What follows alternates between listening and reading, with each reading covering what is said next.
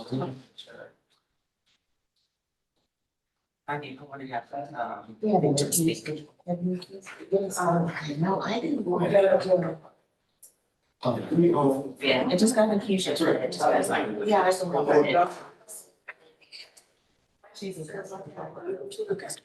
Yeah, she didn't get her bond stated. Thanks, love.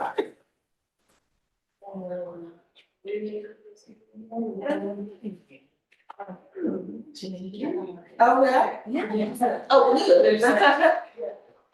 No.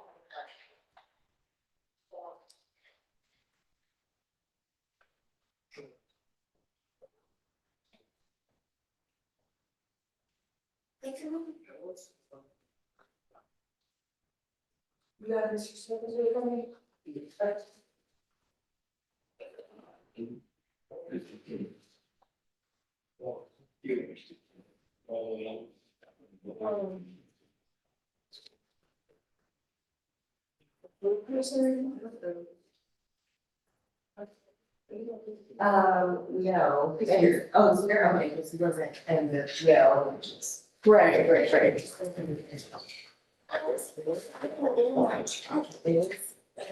So you can advise me.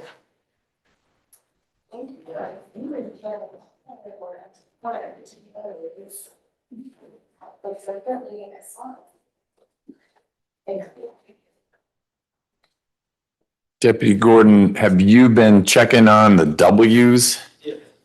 Did you have answers on all of them or some of them still up in the air? Okay, so you don't have official on anything? Okay. All right, well, let me make sure we do. We have Ms. Burnett on. So we'll get started. We've got a plea and arraignment calendar and a final plea calendar this morning. And then I think our add-ons aren't till 1. Mr. Davis is at 1 and Mr. Lewis guy's coming back, but I see that as at 1. So plea and arraignment, position 1 is Stefan Coleman. Mr. Coleman here? You're Mr. Coleman? Hey, good morning. How are you? You can stay right there. We're waiting on Mr. Cruz is your lawyer? Okay. Great. When he gets in, we'll talk about your case, okay? You're welcome. Sage Martin. She's my judge, and she was excused. I got a waiver last week. Okay. Ms. Davis, anything we need to know about this one, or once there's a scheduling order, you'll get discovery out? Correct, Judge. Okay. Position 3, I recused off of, but just in case, is there a Kadarius Johnson here? Doesn't need to be. All right. How about Javante Edwards? Hello, Mr. Edwards. I think your lawyer is on the call. Mr. Smith? Yes, Your Honor. Hey, good morning. Do you represent Javante Edwards? So I did represent him pre-indictment, Your Honor. I wasn't aware that I was still on the case. I just need to speak with him to see if he's going to continue to retain me. And if so, then yes, I will be representing him. All right. That's a good answer. Let me pull his case up and see what it says.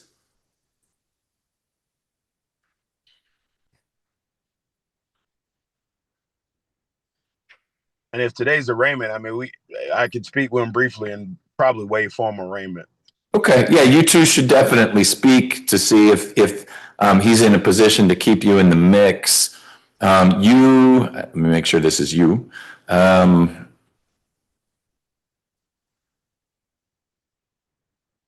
Filed an entry of appearance in August of last year, so a year ago. You haven't withdrawn, but back then it was in the pre-indictment phase. It looks like you helped him get a bond. He clearly made bond because he's standing here in court, and now he's been indicted. So do you, Mr. Edwards, have a good phone number for Mr. Smith? Yeah. All right, why don't you step outside and can he give you a call right now, Mr. Smith? Yes, I'll step off the Zoom and talk to him real quick. All right. So if you'll step outside and give Mr. Smith the call, he's doing it. He's going to give you a call and then you can hop back on, Mr. Smith, and we'll figure out a plan. Okay, thank you. You bet. Devin Aaron. Is that going to be your case, Ms. Wood? This judge, if he shows up, I don't expect him, but. Okay. He might have to stay if he shows up, but we will do a bench warrant if he doesn't.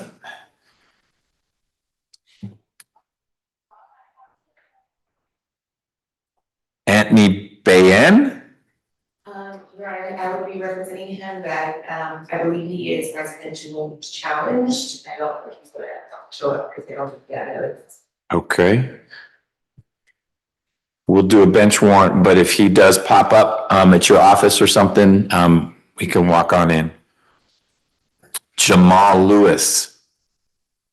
So I spoke with his dad, and him, they called me this morning because they said that they hired an attorney to route someone.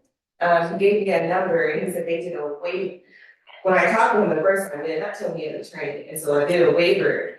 But they said that they had already hired an attorney and they called me back this morning, so I told him that he needs to check with the attorney, make sure that they were excused, but I see your waiver and entry, but that's when you didn't know that maybe there was a lawyer that he filed, but it sounds like you have contact information. Maybe he could hop on the Zoom at least and let us know what's going on, because I don't think he was excused.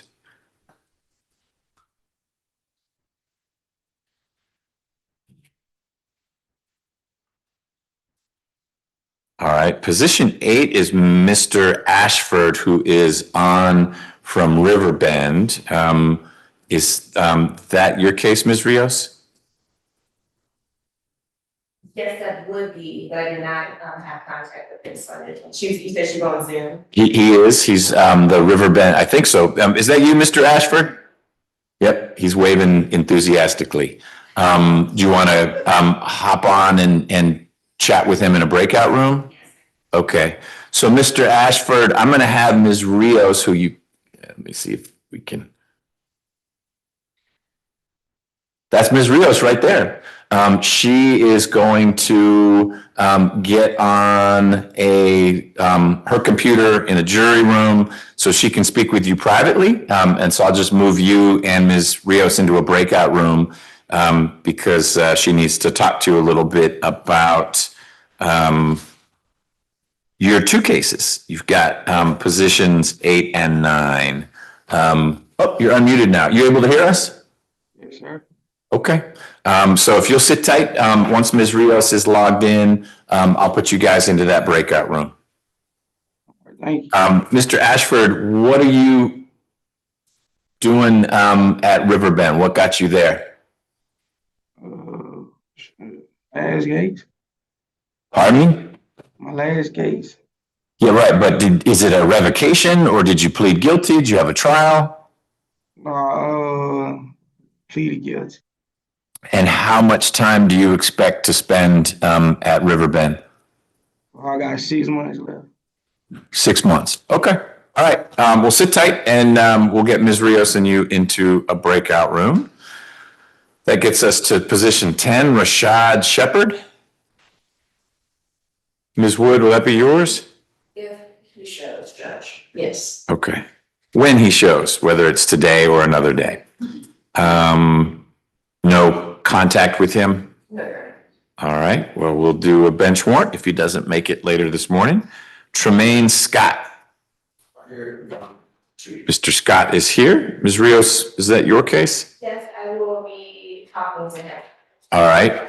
So, Mr. Scott, you will sit tight, please. And Ms. Rios will chat with you about your case, and then we'll figure out what we're doing this morning. Look one thing up.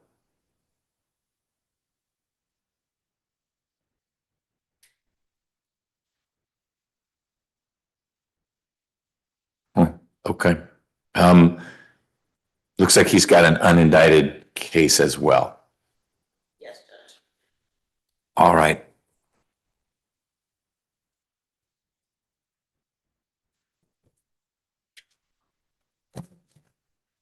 Almost done here. Stephen Young. Ms. Rios, is this yours? Yes, Your Honor. All right. You'll talk with Mr. Young? Yeah, I saw him at the jail, I think, he might need to be brought out, for us to have a conversation because he believes he already pledged this case. Okay. We'll talk either way, unless, I mean, even if you've done a waiver, I'll want to say, hey, here's what's going on. Okay, we'll chat. And Judge, he also has an indicted case. I see the PI number on there. All right. Is it do you have a concern, Ms. Rios, because he's adamant he already pled to this, or there could just be confusion because he's got a few second-degree burglaries? Well, I think that it needs to hear from you that this case is still open, and you not take probation for it. Okay. All right, well, we'll have a conversation. Michael Pethtel. I filed a waiver on this case, this is one I referred to drug court. He has a bunch of unindicted cases as well, so you'd be referring the whole package. Referred but haven't heard back. They confirmed they got an email. Right, I'm sorry, but they haven't said yes or no, they've just said he's in the queue. Okay, well, we'll chat with him. And then Orion Richardson. It's my judge, I'm gonna speak with him, I'm hoping to resolve this today.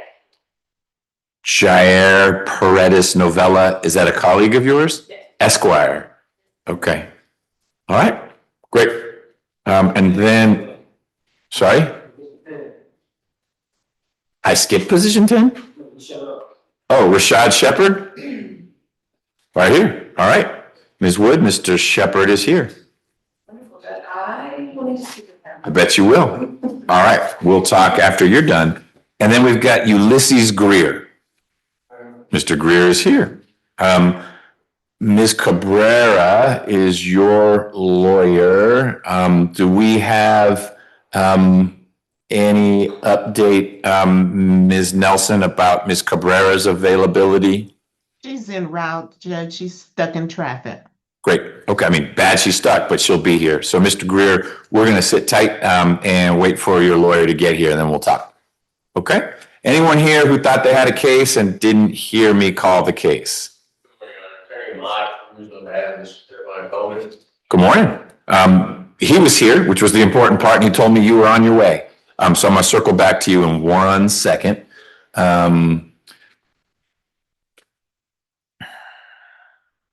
Ms. Rios, Jamal Lewis is now on the Zoom. Okay, you got him on that quickly. Okay. Mr. Lewis, can you turn your camera on, please?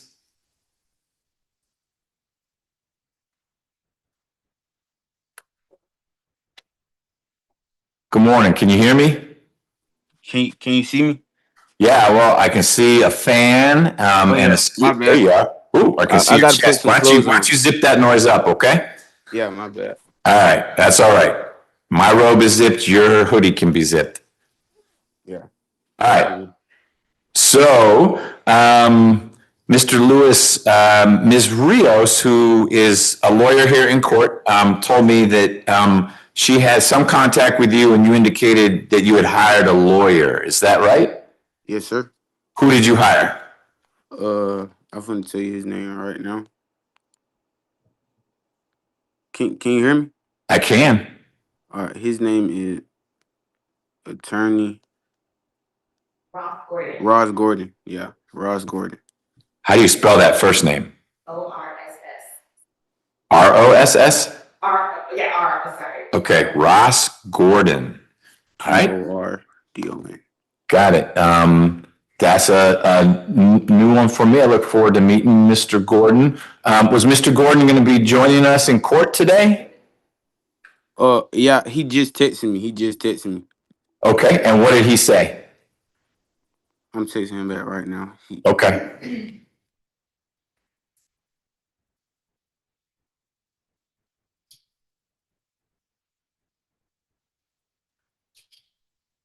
Well, I see a picture of him. Hello, Mr. Gordon.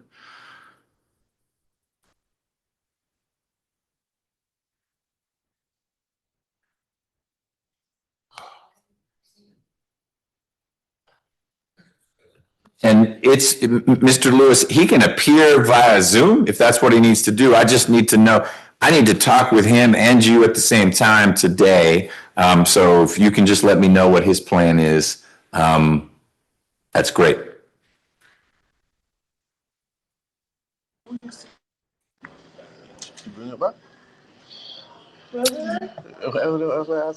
Sounds like your dad just got on as well. Hello? So, Mr. Lewis, you still there? Yes, sir. My bad. He just called me. I had to tell him to get on the Zoom. Okay, so he's gonna hop on? Yes, sir. All right, so you can go back on mute when Mr. Ross gets on. We'll talk about, when Mr. Gordon gets on, we'll talk about your case. All right. Thank you. You're welcome. Mr. Cruz. Good morning. Let me get your client's case up on my screen and we can talk.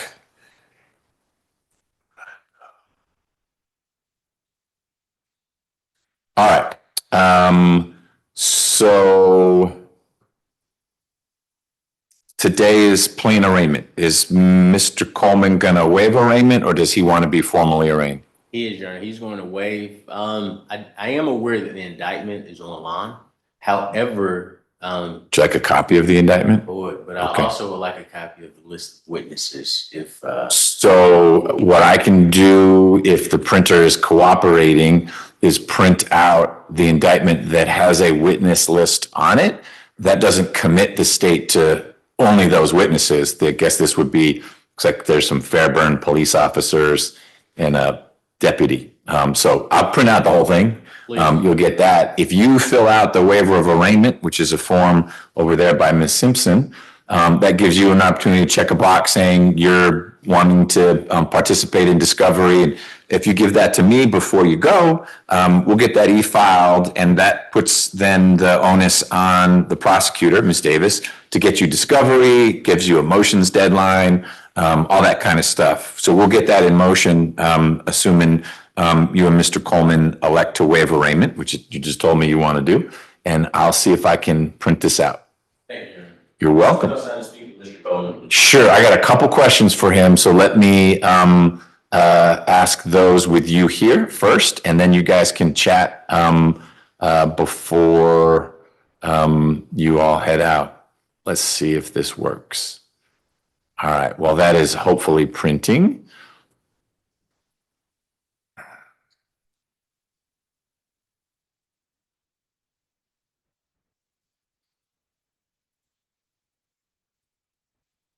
So, Mr. Coleman, I want to make sure we've got a good address, excuse me, for you. I've got a Renaissance Parkway address. Yes, sir.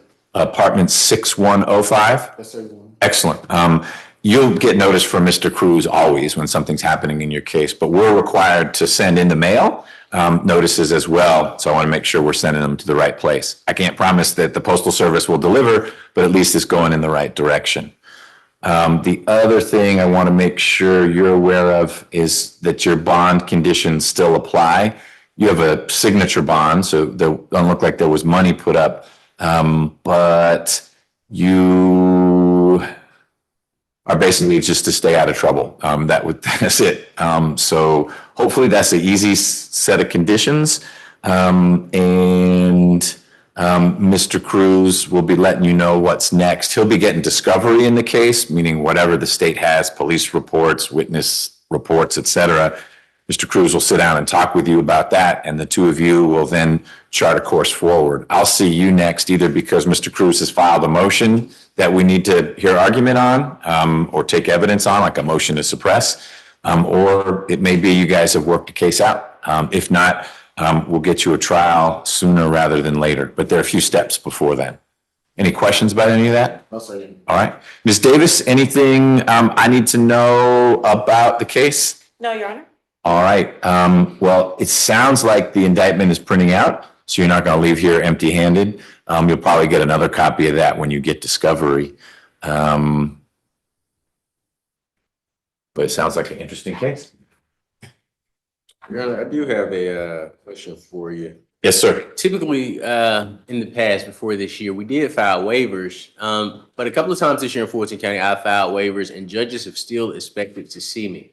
I probably should have asked you before I came today, but I just assumed it was the same procedure. With your court, is that the exact same thing? Even with the waiver, I still need to be present with my client? So I don't think I'm going to answer your question, but I don't think it's anything that's new in 2025 that was different in 2024. It's very judge specific. Okay. And so I can tell you how it works here. Don't assume it works that way anywhere else. Sure. If it does, it's because that judge has the same approach. Absent something peculiar about the charges or the bond, I'm okay with, Judge, I filed a waiver, my client's on bond or in custody, and if everything looks good, you don't need to be here, neither does Mr. Coleman. Because your entry is what we've got the lawyer, great, and he's waived arraignment. That allows me to enter the scheduling order, and we get all those deadlines in place. Deadline for discovery, deadline for your motions, final plea hearing, all that kind of stuff. So in the future, for future Stephen Coleman's, you should feel free to file that waiver and then reach out to Ms. Nelson. It's not a default. You don't have to be here. It's a, hey, Ms. Nelson, is it okay if my client and I choose not to appear for arraignment? And she'll give you that. If she gives you that green light, she just shoots me an email saying, hey, Mr. Cruz and Mr. Coleman aren't going to be here. He waived arraignment and I cleared it for them. Excellent. And I am A-okay with that. If Mr. Coleman was charged with assassination or murder or something like that, I'd want to see him for the arraignment, even though you waived. Or if there were like, hey, he had a bench warrant before, but there's nothing like this in this case, and that's the kind of thing that Ms. Nelson is looking for. So feel free for future clients to say, I've waived arraignment. Could we take a pass on appearing? Or it may be, could we just appear virtually? Also okay. But you're both here, and I appreciate that. Absolutely. And here's a copy of the indictment. If you want to come, you may. So you guys are free to talk. You don't need to come back in. I'm good. You'll get that scheduling order that has the deadlines. I'll need that. So you can give it to Deputy Gordon before you go, but please fill that out. That lets us know the arraignment's been waived and that you're joining in discovery. Yes. All right. Yeah. You bet. All right, Ms. Rios, do you want to connect with Mr. Ashford now? Yes, I'm going to. All right, are you in? You're in. All right, so I'm going to put you guys in a breakout room, and it sounds like, Ms. Wood, you need to talk with a few folks, and then I'll come back out. The Ross Gordon is on Zoom. Oh, good. So I can handle that. Good morning, Judge. How are you? I'm well. Give me 1 minute. Take all the time you need.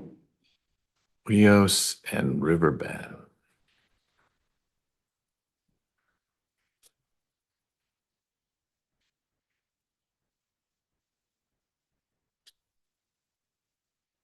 Excellent. They're in.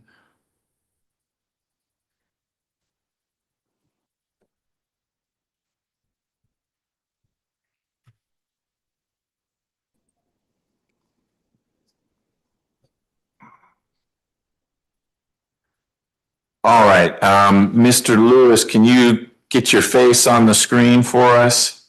There he is. Excellent. So, Mr. Gordon, Mr. Lewis is on for plea and arraignment.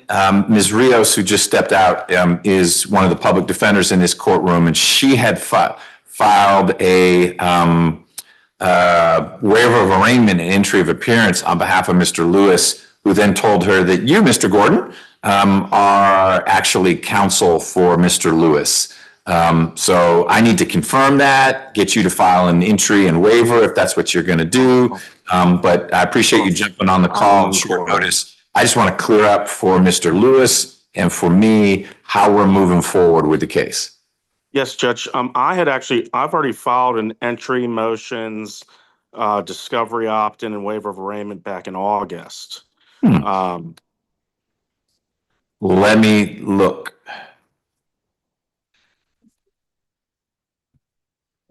say back in August, and August was 5 days ago. But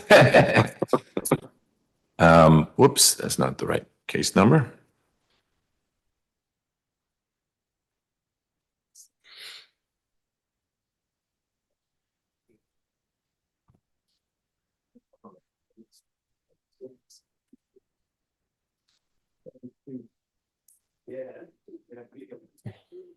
There it is, Ross Gordon, Sperling Law Group, entry of appearance. I wonder, so we'll get Ms. Rios to do a withdrawal, so her name is not in the mix. And there's the waiver of arraignment. Okay. you sure she doesn't good. want to get served with everything that gets filed in this case? Pardon me? I said, you sure she doesn't want to get served with everything that's filed in this case? Right, exactly, because she's got nothing else going on. Here's how it's going to flow. We'll get Ms. Rios removed from the case. You'll be counsel of record. You make sure your name shows up there. It does. You're just not listed as lead, so we'll get you as lead. And then I'll get a scheduling order issued. That scheduling order will actually have deadlines for filing motions. I see you did file some things. I don't know if they're more boilerplate. Yeah, it looks like it because your motion to suppress just says, I want to suppress everything. But you don't know if there's anything that's suppressible. So I'm going to deny all those as moot just because you don't have the materials. But you will get discovery. The first deadline in the scheduling order is a deadline for Ms. Davis, the prosecutor, to get you discovery. She'll send you an evidence.com link that will have all that there. Then you'll have a deadline for filing substantive motions, not motions in limine, but the kinds of things that you filed these placeholders for. And then we'll move forward and go from there. Any questions about that process? No, Judge. Just wanted to let you know that I was under the understanding my paralegal had emailed Ms. Nelson about the waiver, and apparently that was not done. So that's my office's fault. So please excuse me not appearing. But other than that, I know how the process works. We'll make sure we meet the deadlines. Great. And I don't know that you should fuss at your paralegal. It may well be that your paralegal let Ms. Nelson know and Ms. Nelson was aware of it, but then she saw that Ms. Rios had filed an entry of appearance and thought, oh, okay, there's been a change for some reason. And we see defendants change lawyers, but we've cleared it up. It's all good. And I just appreciate you hopping on the Zoom call like that. Mr. Lewis, your bond that you got in January of 24 is still out there, so it still governs what's going on.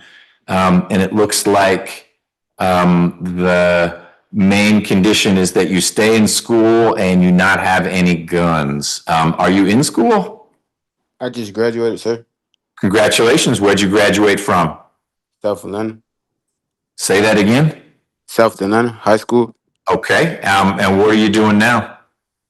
Now I was in the program, but recently I just got my phone stolen, but I just got it back. So I'm finna just start back going to this program. It's like a basically engineering, like you fix and stuff like Okay.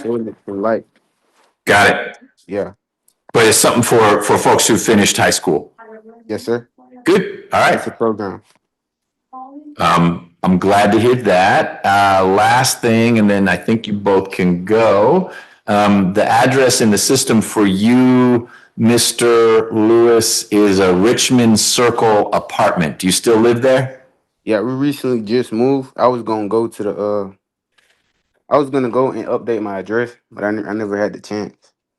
Okay. Yeah, I'm in Fulton next week, so my plan was to go and file a address change form. Great. If you'll do that, then there won't be any summonses going to Mr. Lewis anytime soon because you have to get discovery, file your motions, et cetera. But if you could do that change of address, that's his burden, but you're certainly free to do that, and it would be helpful if you would, so that notices are getting to him. Yes, Judge, I'll make sure that gets done. All right. Ms. Davis, anything on Mr. Lewis's case? No, Your Honor. All right. Well, Mr. Gordon, you'll be getting discovery from Ms. Davis soon, and we'll take it from there. Thank you, Judge. All right. Have a good weekend. You too. Take care. All right, Mr. Lewis, you're good to go. All right, thank you.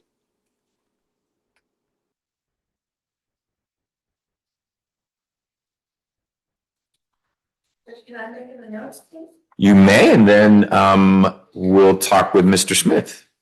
Okay. On position 10, Mr. Shepherd, Yes. we are gonna do a waiver today, interpreted not guilty. And go forward. Okay. Deputy Gordon, do you have any updates on position 10? Pardon me? Negative. He's good. Negative, you have no updates, or? He's good to go. Okay, not negative as in bad news for him. Positive for him. All right, Mr. Shepherd, there's a possibility you had where's Mr. Shepherd? There's a possibility you had a warrant, but you don't, which is good. Especially since you brought company. That would be awkward for you.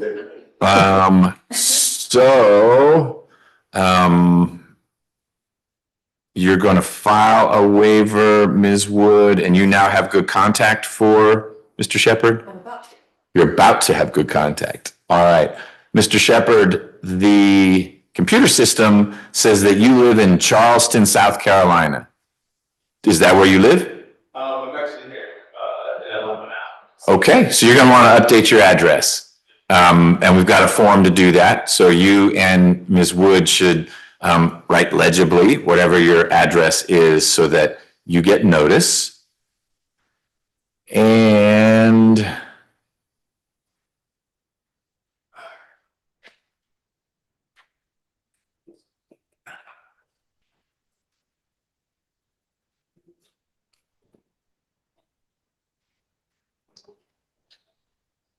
do you have a driver's license?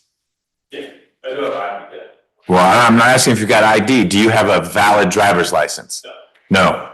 So how'd you get here today? Your friend drove you. All right. Well, I'm glad she would have been able to get home if you didn't get to leave today, since she drove. Are you having to drive him everywhere? Yes. Is he working? You drive him to work? Well, he hasn't called it. But does his business require him to drive places? I drive You drive him. all over Atlanta. Okay. Does he pay you for driving him everywhere, either with good company or gas money? It's good? Okay. Because the main condition of his bond is he's not supposed to be driving if he doesn't have a license. And it sounds like he has an ID, but not a license. Thank you for driving him around. He never like says, hey, let me drive a little bit. No? Good. All right.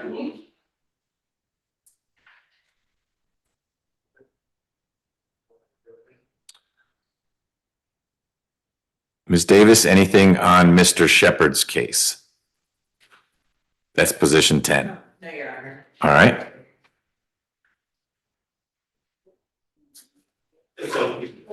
Also, like me. So you'll do waiver and change of address. Great. Do you need Mr. Shepherd to stick around? All good? All right, Mr. Shepherd, you and your driver are free to go. Appreciate your driver.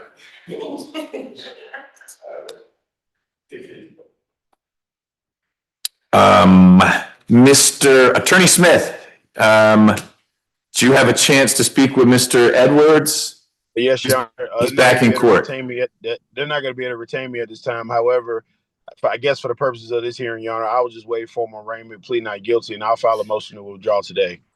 Well, I appreciate your willingness to do that, but if you waive arraignment, that starts the clock spinning. Ms. Davis needs to get discovery to ... not you. And so I think what I'm going to do, if you don't mind staying on the call, Mr. Edwards, it sounds like you're not going to be able to retain Mr. Smith. Are you going to try to hire someone else, or do you want to talk with a public defender to see if you qualify financially for an appointed lawyer?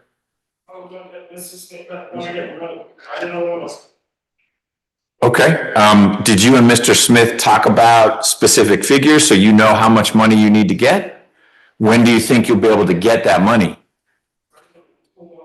2 months. So that's a long time for your case to just be sitting there. My thought would be that you have a conversation with one of the public defenders about whether you qualify. You may make too much money to have appointed counsel anyway, But if you qualify for appointed representation, then I'd like to move your case forward with that arrangement. You are free to bring Mr. Smith back or any other lawyer when you've got the ability to afford that lawyer.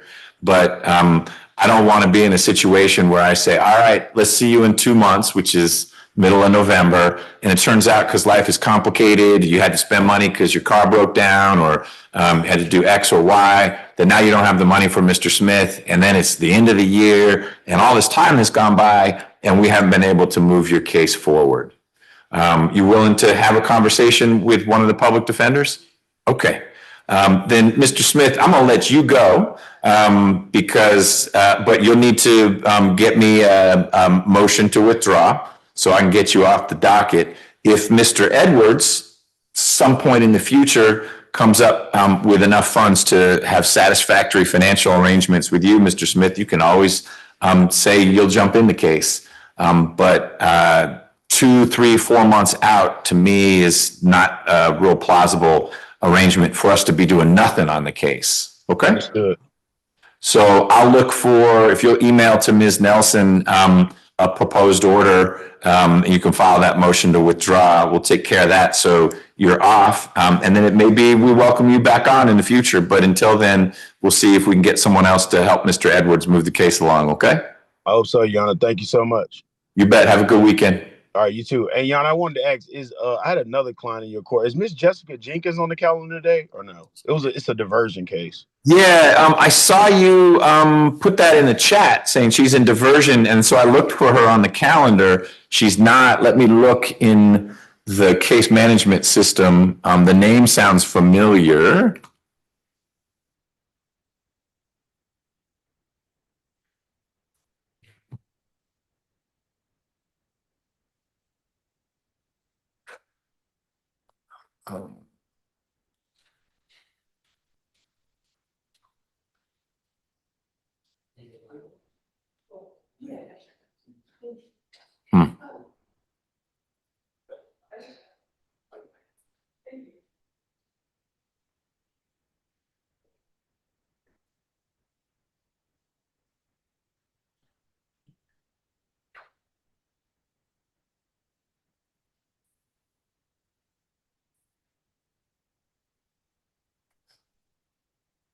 I'm not finding unless it's alternate spelling of Jessica or Jenkins, a case in this. I'm not finding Jessecca. Jessocca. All right.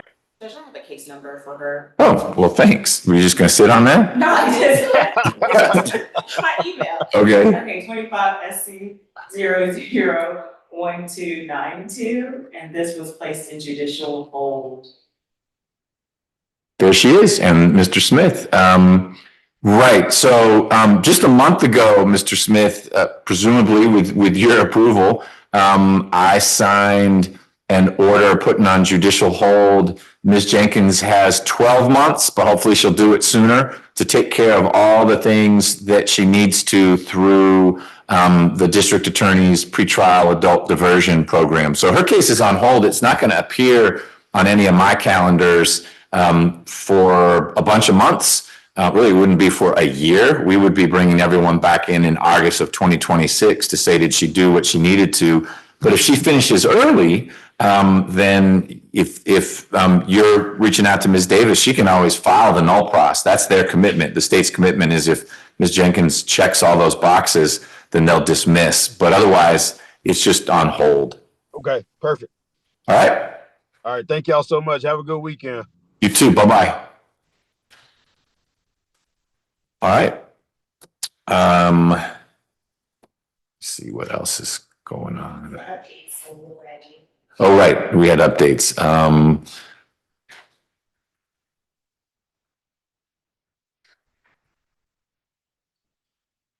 Okay. That's done.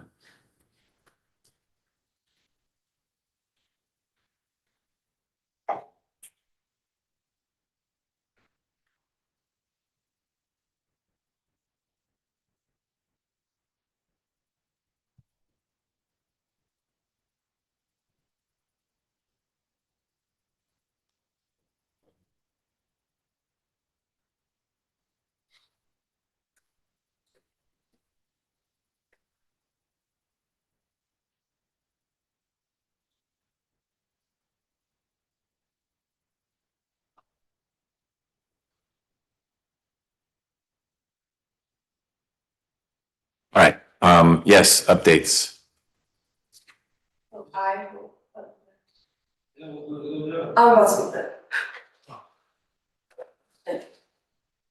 Oh, right. No, someone needs to talk with Mr. Edwards about possible representation. But did you want to give me any updates before you talk to him? I thought you had said you had some updates. Oh, sorry, we were just for Mr. Shepherd, and that we just handled. Oh, great. And Okay. then I'll speak with, Mr. Richardson after the trip. Okay. Sounds good.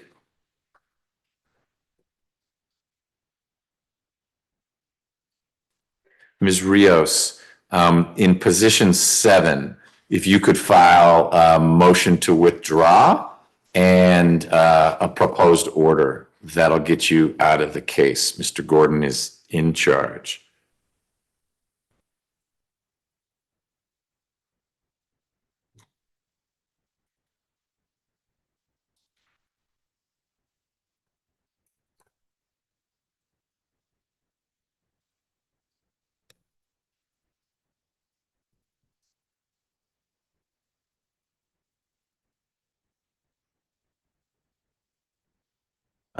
Did you and Mr. Ashford speak? Yes, I will be filing the waiver. All right, let me get him back on so we can thank GDC. I'm already here, sir. Yep, I'm just gonna get you on the screen right there. There you are. And we'll get Ms. Rios on the screen. Okay. So Mr. Ashford, you and Ms. Rios spoke. She's gonna file a waiver of arraignment in your 2 cases. You've got one where you're charged with entering auto and another is a hit and run set of allegations. She'll get discovery in your cases and then talk with you. Her office has a real good system where you can do Zoom conversations like this. So you guys can talk about the cases and we'll figure out how to move forward. You should know that we're not stuck waiting for your sentence to end. If you do manage to resolve these 2 cases, we can certainly connect just like we did today to take a plea or talk about what's going on. Certainly, if you want a trial, we'll need to bring you back here if we get to the trial before your sentence is up down there at Riverbend. Any questions? No, sir. All right, Ms. Rios, anything else on behalf of Mr. Ashford? Mr. Ashford, I'll be sending you a call when I get discovery, okay? All right. Ms. Davis, anything on the 2 cases? No, there's just in addition, there are also 2 pending PI cases. And so just want to put that on your radar. Okay, I see one, but I believe you're there too, but at least one made it onto the calendar. So Mr. Ashford, just so there are no surprises, as you and Ms. Rios are talking about what to do with your cases, it sounds like you may have a couple of unindicted charges as well. And so it may be Ms. Rios talks to you about, hey, if we want to resolve the indicted cases, we might want to tackle the unindicted ones as well, because they're going to jump out at some point. And you'll need to address them then. Okay? Yes, sir. All right. Ms. Rios, are you aware of the unindicted cases? I just remember she told me this. Okay. She told me yesterday, but I remember this now. Yeah. Well, do either of you know, are any of the charges in the unindicted cases something that skew this in a very different direction? No, Your Honor, it's, I think they're 2 independent firearm by felon. Okay. It's not a murder or something like that. Okay, good. All right. Mr. Ashford, if you do not have any other questions, then you're good to go.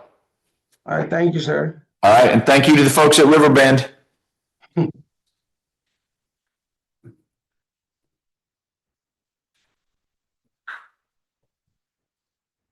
All right, wave.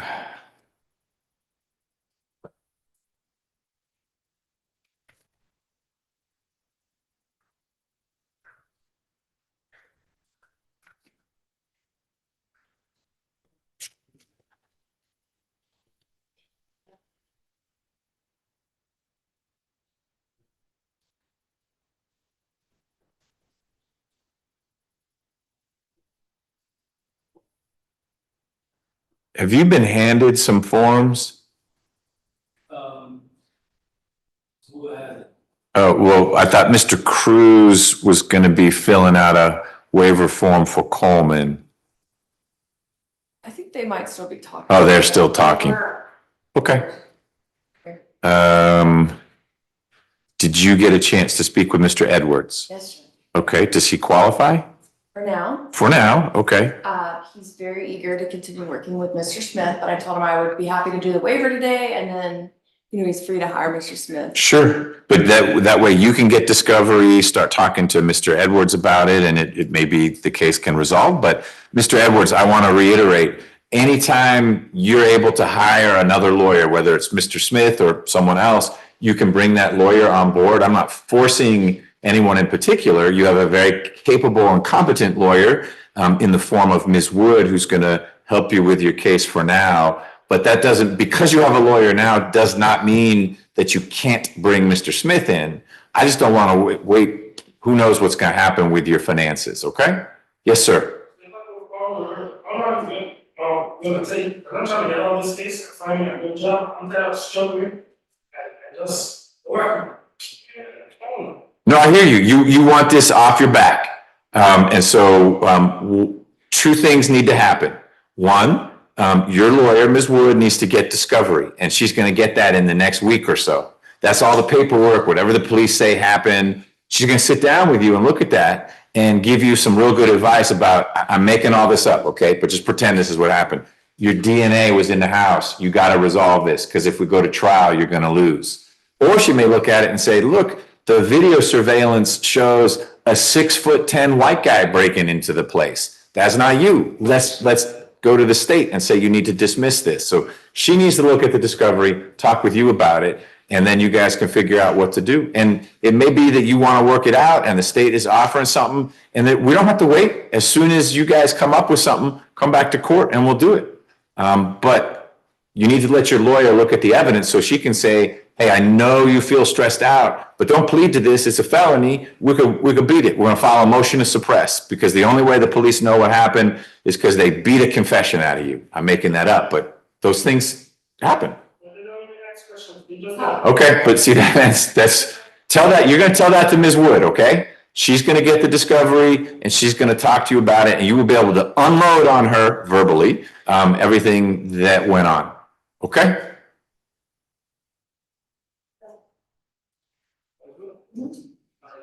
Take care.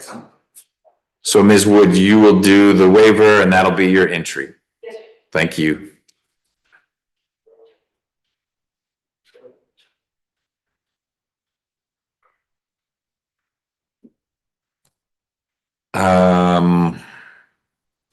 Devin Aaron, never made it. Bench warrant. Anthony Bayen, same bench warrant. Tremaine Scott. He's still here. Where? I spoke with Mr. Scott and I will get a waiver filed. Okay, let me speak with Mr. Scott.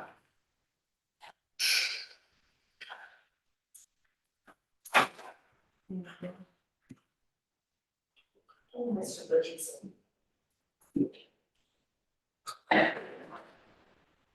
Mr. Scott, I've got an address for you in Cartersville. You're still there? Middlebrook Drive? Is that a house or an apartment? Okay. So that's where mail will go. And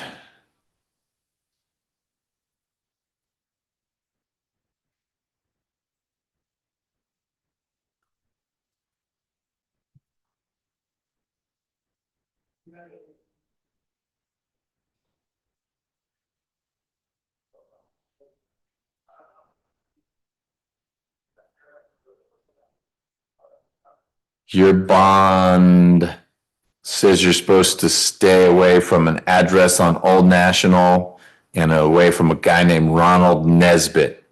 That working out for you? You know who Ronald Nesbitt is? Okay. Well, that makes it easier. Any questions about anything? Okay. Well, Ms. Rios will let you know what's happening next. You are good to go.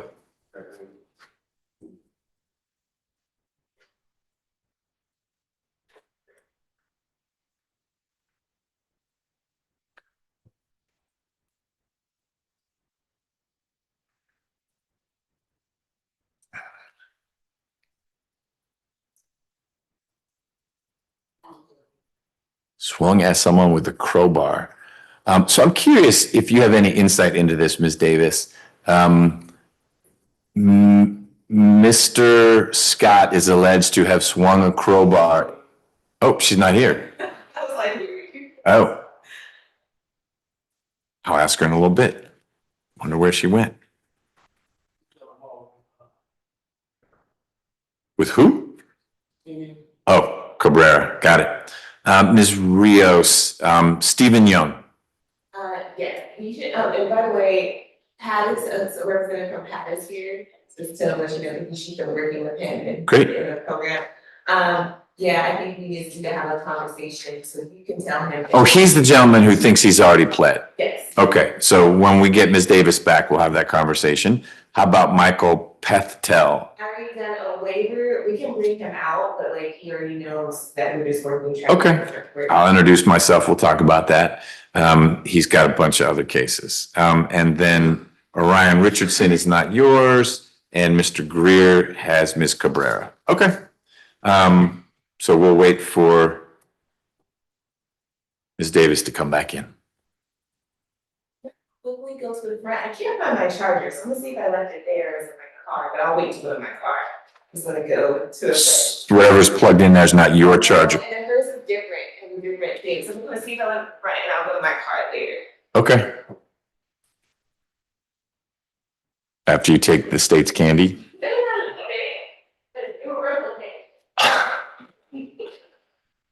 Universal candy.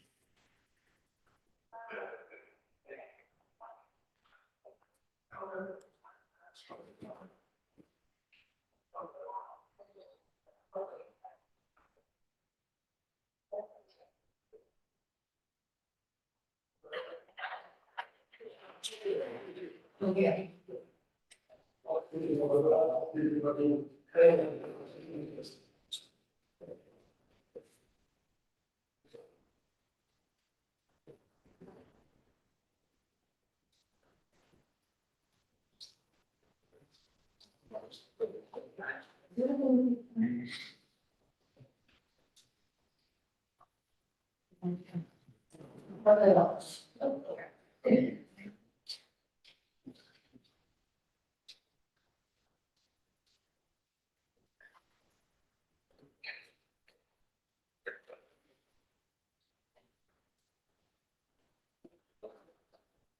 So why was Cardi B on trial? Something else she got into a fight. But it was a civil trial? Yes, the security guard at a hospital, when she was pregnant, the security guard was filming her. And so Cardi had some like colorful conversation with her. And so, yeah, so then she ended up suing her for. The security guard sued Cardi saying I was assaulted when Ms. B, what do we call, does she have a last name? When Ms. B was upset about, what, you can't film me. Yeah. Got it. Well, apparently it didn't go well for the security guard. Yeah. Interesting. Okay. The only thing that I had read about it is that the lawyer for, I didn't know it was a security guard, Ms. B wears wigs. And one day she had long black hair and the next day she had short blonde hair. And this plaintiff's attorney was just like flummoxed by how she looked different and said something like, hey, good morning, your hair is really different. She's like, it's a wig. And Did you watch any of the other clips? I didn't even watch that. It was this article about like how to really be culturally stupid and make a fool of yourself as a lawyer and have trouble recovering from that. And he did, because he didn't like, I don't know what to say after she says, it's like, why would you even comment on that? Like, so I didn't even know she had a case. And then apparently the verdict came down. Those are highly entertaining, you should check them out. Okay, we'll see. Ms. Davis, Yes, I'm back. you are back. I had a whole conversation with you looking at the screen. And then finally, Ms. Rios is like, who are you talking to? Like, well, how long are you gonna let me talk? Like, Ms. Davis, you are doing such a good job. I'm so impressed with it. Well, I was gonna say, oh, no, I missed that. yeah, oh well, Limited to the background. look it back. So I was on the phone with, Attorney Cabrera, Mhm. retrying the case. She, has given me a minute countdown as we were discussing how far she is. Okay. I think she'll be here about 10:10. She said she saw the hero truck, was literally an accident. Okay. But she's on her way, And this all relates to Mr. Greer. correct. Okay. We'll need to approach at some point. Okay, we'll do that. The thing I was asking you about when I was actually talking to an empty chair has to do with the mysteries of the charging unit. And so I preface it by saying you may have no idea, but I'm curious. So we just had Mr. Scott in here, and he's waived arraignment. So he's charged with waving a crowbar at someone. Yes. And he supposedly did that on June 19th of 2025. And it got indicted like a month later. And I'm just, my curiosity is how does something like that, which is not an assault on the mayor or some high profile thing, how does it get indicted in 1 month when mostly when you are stuck in here with an ag assault, it's in 2022, someone waved a crowbar at someone else. And now 3 years later, we're indicting it. And I'm fascinated to know I have my suspicions, but. how things move at lightning speed when it's not a, like the DA herself is taking a personal interest in it, which she's not in this case. Well, my note said that he was in custody about 30 or so days. So to me, I think this is more in sync with if you're in custody and instead of having prelim, they go ahead and indict the case. Okay, so they have a fast lane for that where the prelim lawyers can say, hey, could we just not do the prelim? Maybe they're not able to find the person who had the crowbar swung at him. The conflict, Yeah. he may be on FMLA, he or she may be on FMLA, but judge only has, the two, Yeah. preset rules second time, so they might go ahead and indict the case. That's a way to jump the line. Yeah. Okay, He probably was in custody a long time. It was the second reset and they probably just went ahead and indicted the case. okay, Because at that point, to prepare for the prelim, we kind of have all the facts anyway, so. got it.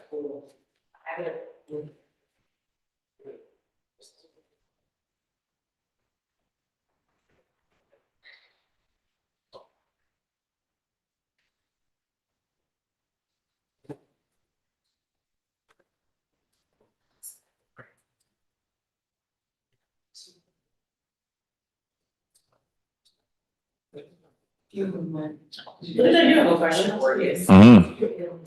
On my end, I get alerts about like serious injury or repeat offender. Do you see those alerts on your end? Just curious. Tell me what you mean by an alert. I see, like a flag pop up.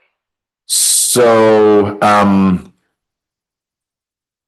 where I see it is above the style of the case, there'll be an orange flag if it's a repeat offender.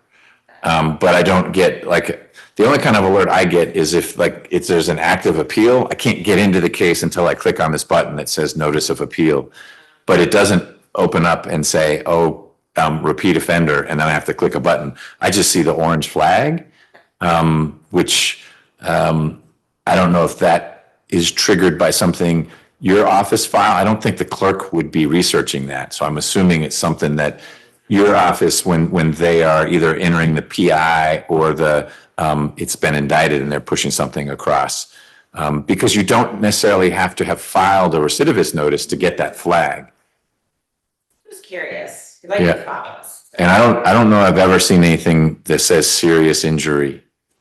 I don't think there's a flag associated with that. I think there might be for certain sex offenses.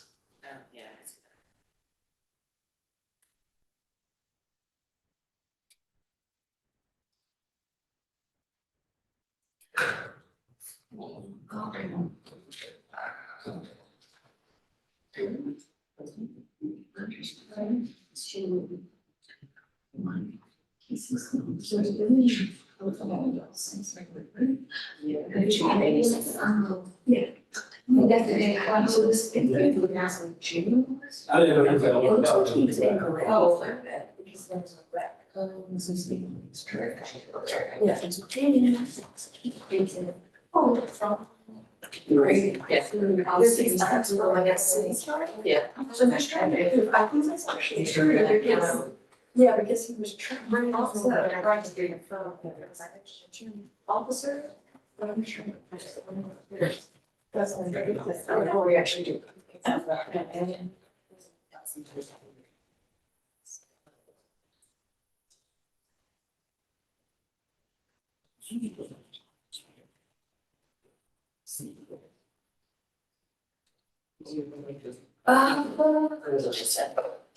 Don't know, they noted you have like broken ribs, or fractured ribs.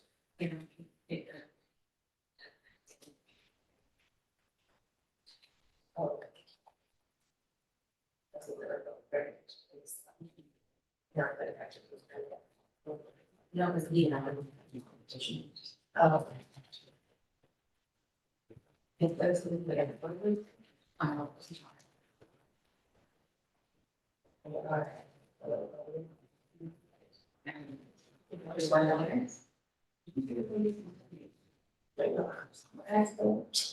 But you know, I was in the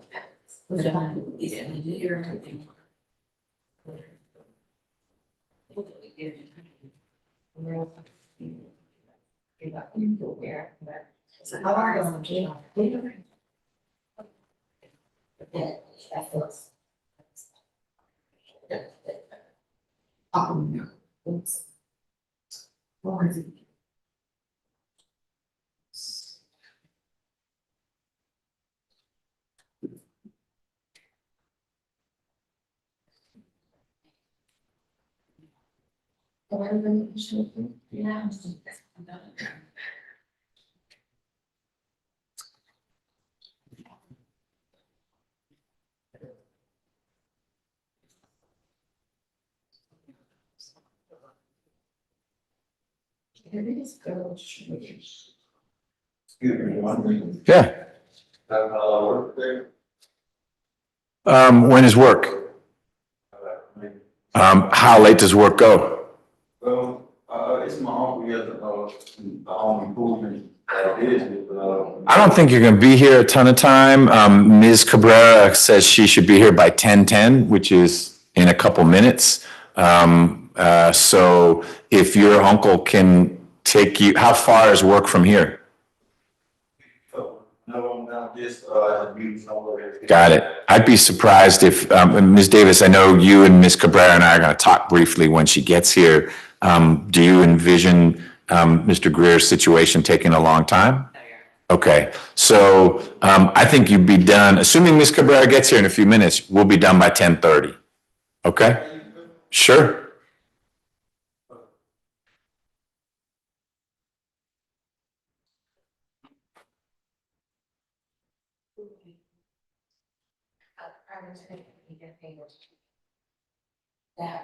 Yeah. For the reputation.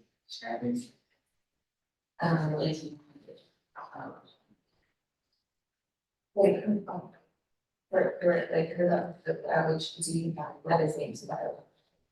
I think they.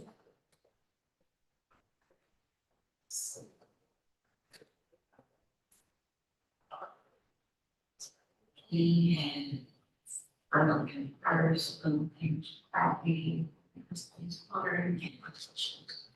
Oh, and. I never got those in. Then we got those things too. And that I.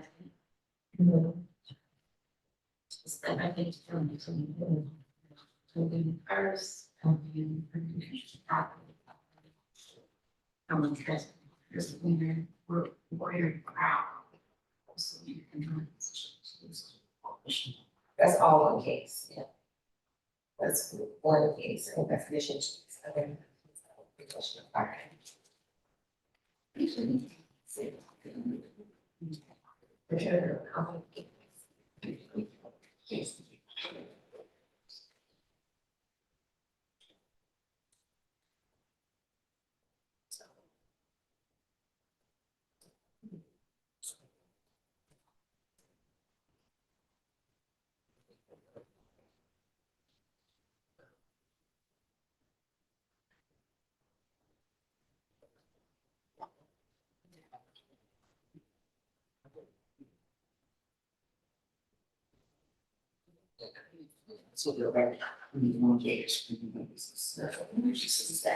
Oh my God.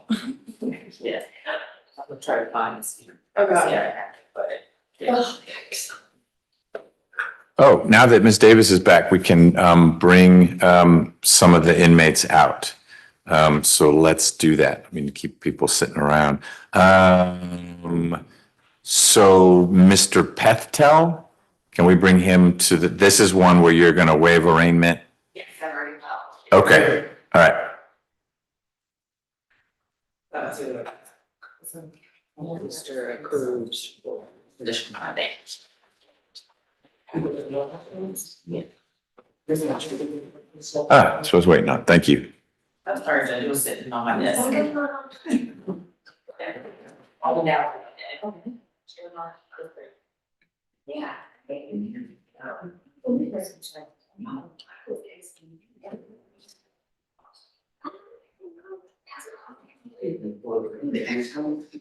No, his is just the firearms and. Okay, okay. I was asking you who he was. No, I was talking about, all I was talking about was Lucas. Yeah. Sorry. No, you did. Oh, they got me today.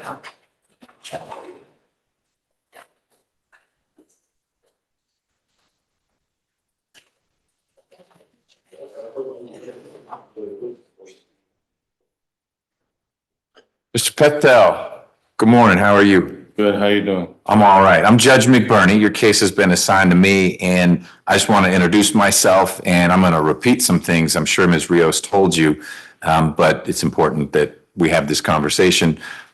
You are in custody on a bunch of different cases, one of which has been indicted. That was assigned to me. You've got some unindicted cases as well. If they are indicted in the near term, they'll be assigned to me as long as this case is open. So it's one judge, one defendant, one lawyer, all that kind of thing.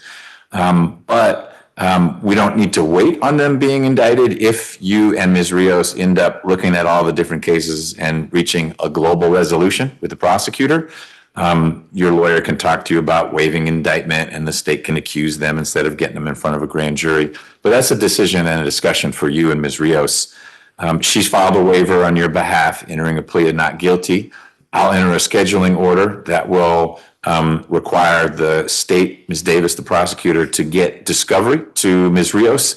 She will come talk to you about that discovery, about what's good or bad in it. Maybe you're on video doing something. Maybe someone who doesn't look like you at all is on video doing something. Makes your case better or worse. Ms. Rios will also talk to you about these unindicted cases, and I'll see you next, either because you guys have worked things out or there may be some kind of motion that Ms. Rios files that we need to have a hearing on. And you, of course, will be here for that. Okay? Any questions? Yeah, I seen the social worker yesterday for the program. Oh, right.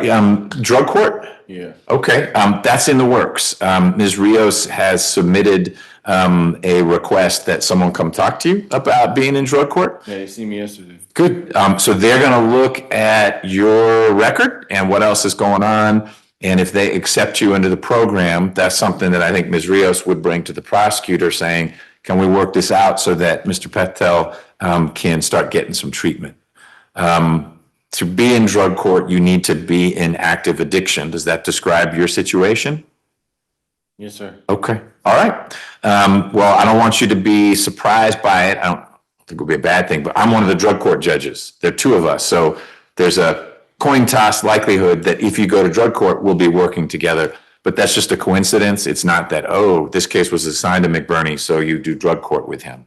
I just happen to be one of the two drug court judges. Okay? Okay. All right. Well, I will see you soon. All right.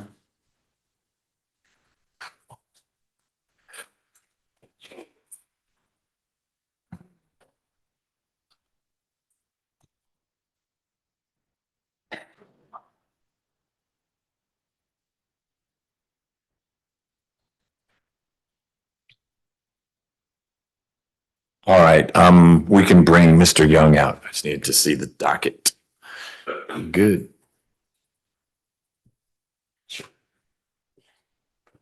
Hey,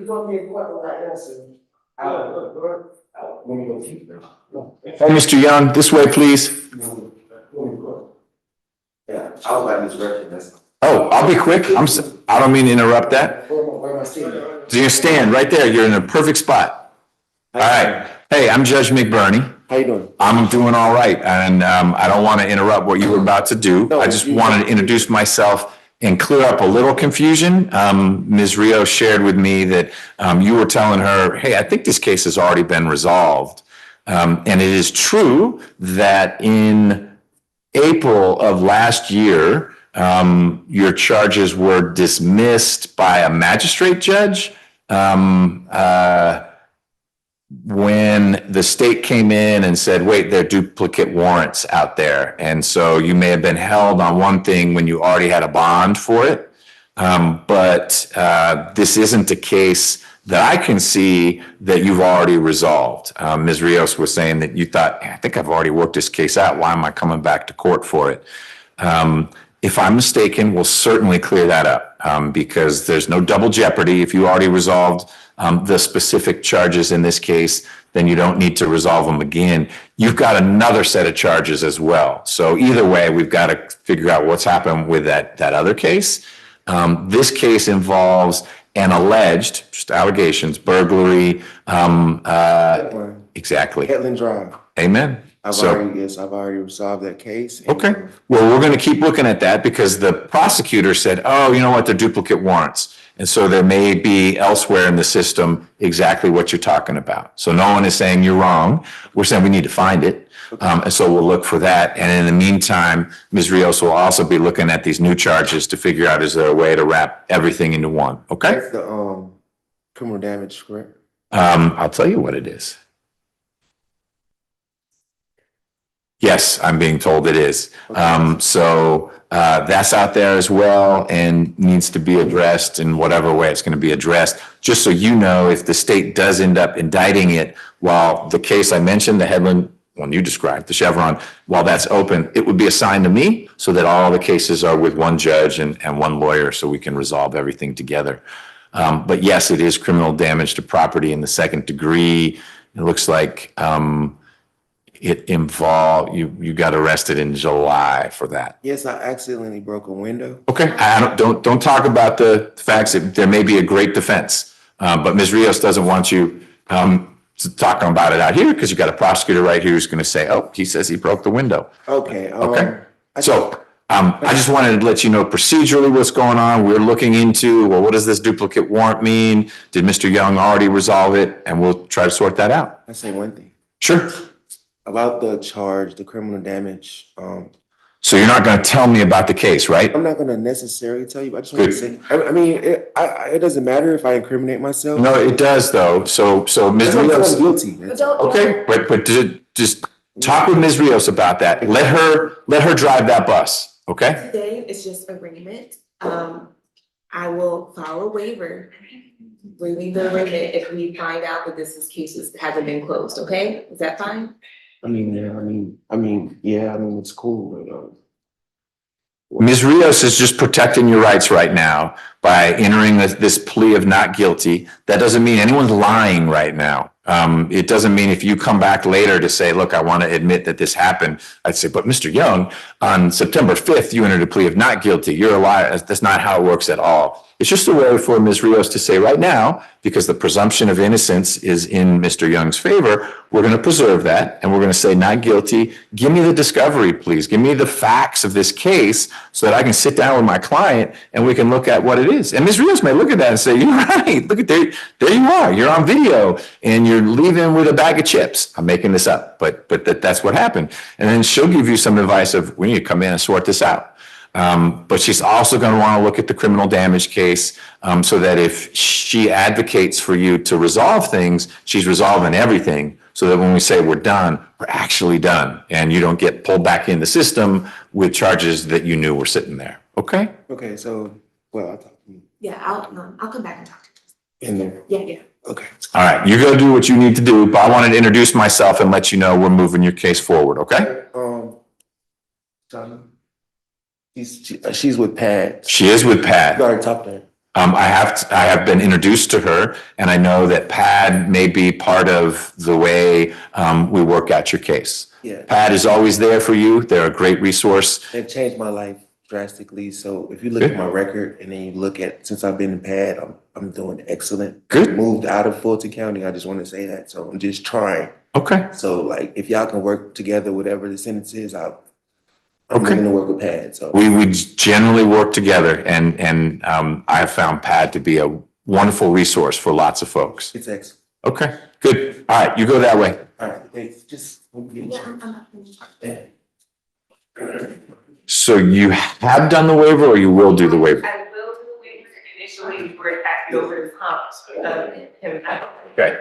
Think we've gotten over it for now? Yeah. Okay, can't promise you don't go back there. All right, Can we do to this morning, since we have Jamar, I think that's his name. Jamar. Mr. Lewis? Yeah, can we do the probation? Is it Jeremy? It is, it's Jeremy. It's sort of like Dwayne Wade. Dwayne Wade's first name is spelled, there's basically a typo in it. It's not spelled Dwayne. I apologize. And so Jeremy, well, okay, but it's just a more prominent example than Jeremy may have been modeled after Dwayne. Okay. I was gonna see if you use probation, if you're already here, I don't know if you would prefer to do it after me, it's fine. No, I don't mind doing it. We're good with time. Can you, I guess I'll have, Ms. Davis do that. I don't know where, Ms. Cabrera is. I'll just go back and let him know that I'm getting to it while we're waiting, I guess. And we didn't do it yesterday. What was there? There's a private attorney here, and I didn't know anything about the case, I just. Oh, is this the one where he fired her, Ms. Ayinole or something? It was more like. Well, he couldn't afford her. Yeah. Yeah, that's right. I fired you before. No, it wasn't. It was that I can't afford you. Yeah. Yeah. That's more like it. Yeah.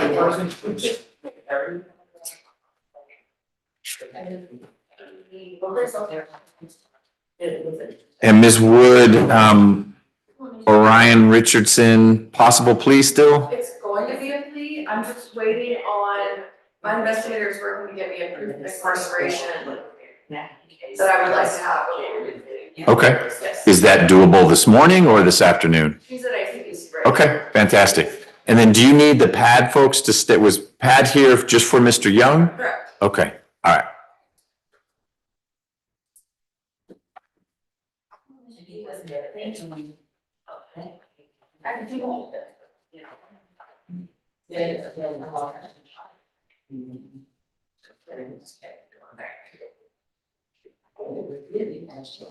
So I need to, can you email me Jeremy Lewis's petition or warrant again? I didn't preserve it from yesterday. Thank you. I literally do not know about you. You hear me? I was a judge, she's at ACBC right now. Amazing. You're the best. Thank you so much. Every judge I have what I need, so. Oh, all right.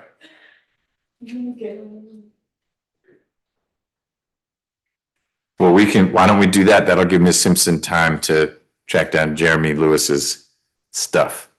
Yeah, if I could just briefly. Oh, you gotta chat with him? Okay. Whoever comes out first, we'll do. Okay.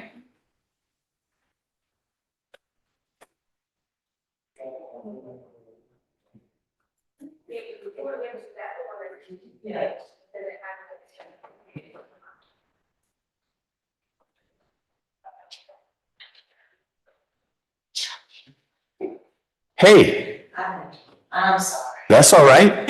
Mr. Greer is right there. Yes, I do want an opportunity to speak with him. I know we're gonna talk as well.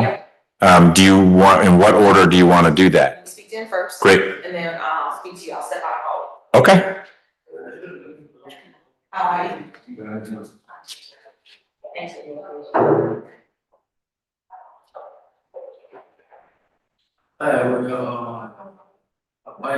Bike club. Yeah, the bike club. Is it motorcycles? No. Oh, pedal. Oh, nice. And you were doing security there?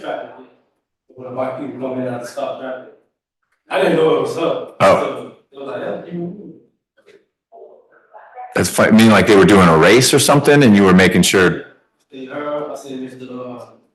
They know Mr. Francis. I mean, yeah, Mr. Francis and Mr. Brown mixed up. Who's Mr. Brown? He's an attorney.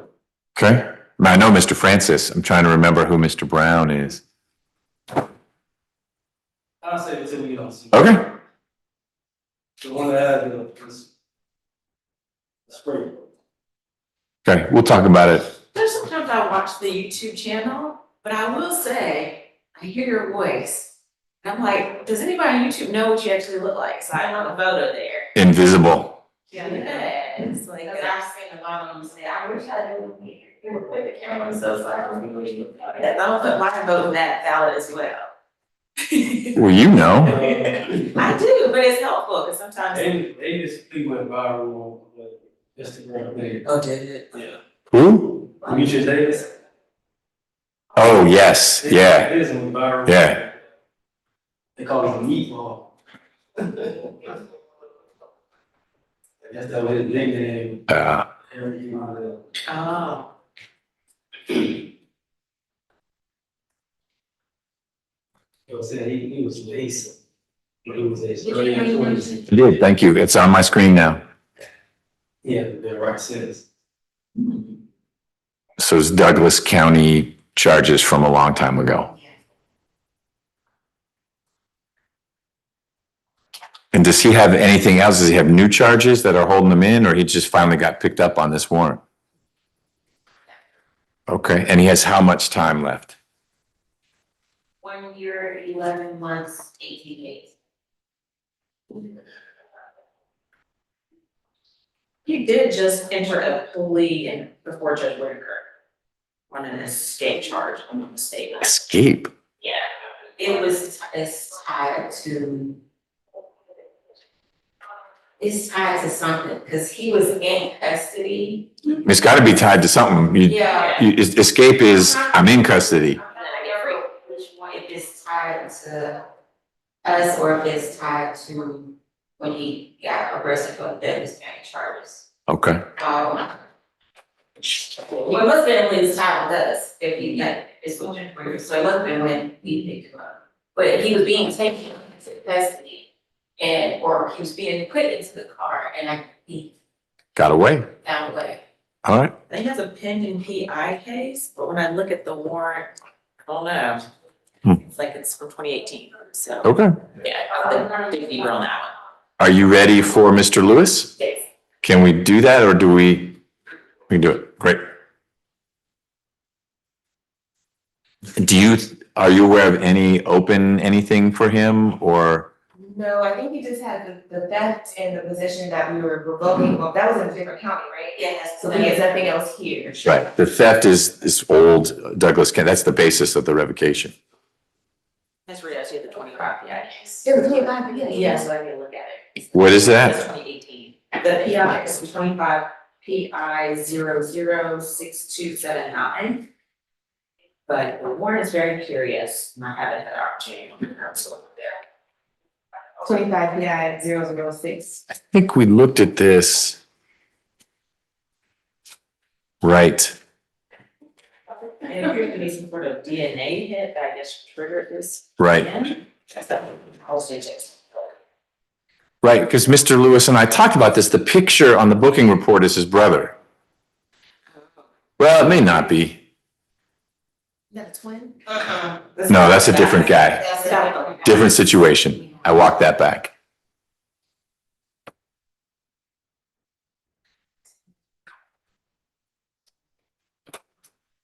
Okay.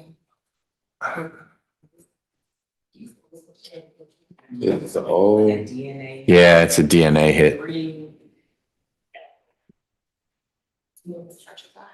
Burglary in the first degree. Yeah, I have that charge, but I was in prison at the time also. 2018, serving 3 years. He's got a bond for it. So we'll stay out of the way of that one. Okay. And that conduct, well, it wouldn't predate Anyway, I'm gonna keep out of the way. All right. Let's get on the record. Good morning, Ms. Burnett. You ready to leap into action? Yes. Great. This is a case that was on yesterday's calendar. I'll give you the style of the case because I don't have yesterday's calendar in front of me. It's State versus Jeremy Lewis, Lewis. It's 16 SC 143530, and we're on for a probation revocation hearing. Mr. Lewis, yesterday we spent some time talking about representation. The lawyer who had handled your case in the past that you had retained indicated that right now you weren't in a position to retain her. She asked to be able to withdraw for financial reasons, and I said yes. Ms. Rios has been appointed to represent you. I know she spent some time talking to you about things, and she told me that you are ready to go forward with the revocation. Is that correct? Yes, sir. Okay. The warrant that I signed back in July of 23 alleges that in April of 23, you committed new offenses, felony theft by taking and felony possession of a firearm, or a felon in possession of a firearm in Douglas County. To distill that, you got arrested in Douglas County for theft and you had a gun on you and you're a convicted felon. That's a violation of probation to get arrested for something. That was 2 years ago. Here we are in September of 25. It's still a violation of probation. I think you may have told me that that case is still hanging out there. It has not been resolved. Is that correct? Yes, sir. I wasn't called. There was no firearm in the case. So I don't want you to go into the facts. That case has not been resolved. No, sir. Okay. Do you know if it's been indicted? I don't think it's been indicted. Have you been to court in Douglas at all? Yes, I went and I bonded out on the charges, paid my bond off fully. Okay. I believe I missed some paperwork sent to old address because I moved to a new address. Okay. So they may have done something and you missed it because the notice didn't catch up to you. Yes, I believe that's all that could have happened. I would have showed up. Okay. Well, you'll want to check with Douglas County when you get out to see what's going on. So you don't want another warrant out there. But that arrest is a basis to revoke your probation. Ms. Rios, is Mr. Lewis admitting to the arrest or what's he doing? Yes, he's admitting to arrest. Okay. And what are you recommending happen as a result of that arrest? For him to be revoked 30 days. This happened a while ago, and I believe he served some time in custody in Douglasville. He did. He's 37 years old. He has 4 children, ages 18, 17, 9, and 2 months. He was working at Panera Bread and going to school, sound and audio. And Right. You were partway through getting a degree there. Yes, sir. Right. Okay. So I just asked that he be let to return to taking care of his children and working and going to school. Okay. I'm just looking at what all is in the docket.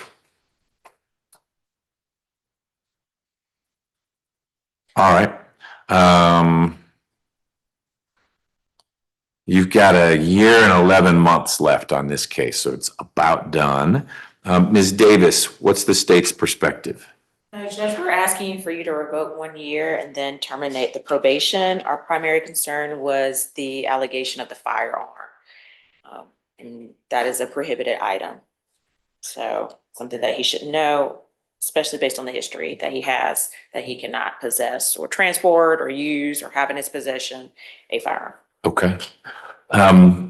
So Ms. Rios, I think what I'd like to do is see if you or Ms. Davis can get more information from Douglas County.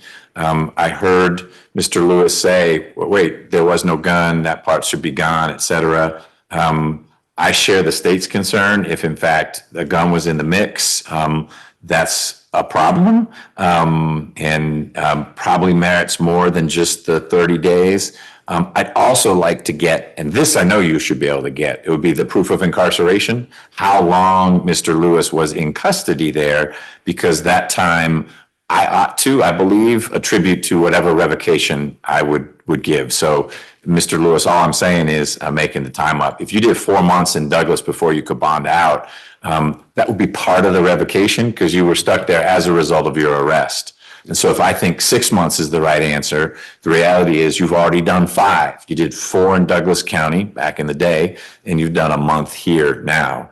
And so the way I would structure the revocation, because I can't really give you credit for time served, if I think 6 months, I'm not saying that's the right number, but if it was, then I would revoke 1 month from today, and you do another month.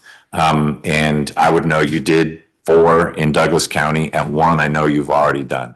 But I don't know what that number is. And so I'm going to ask Ms. Rios to work with her investigator to get that data from Douglas. How long were you in custody?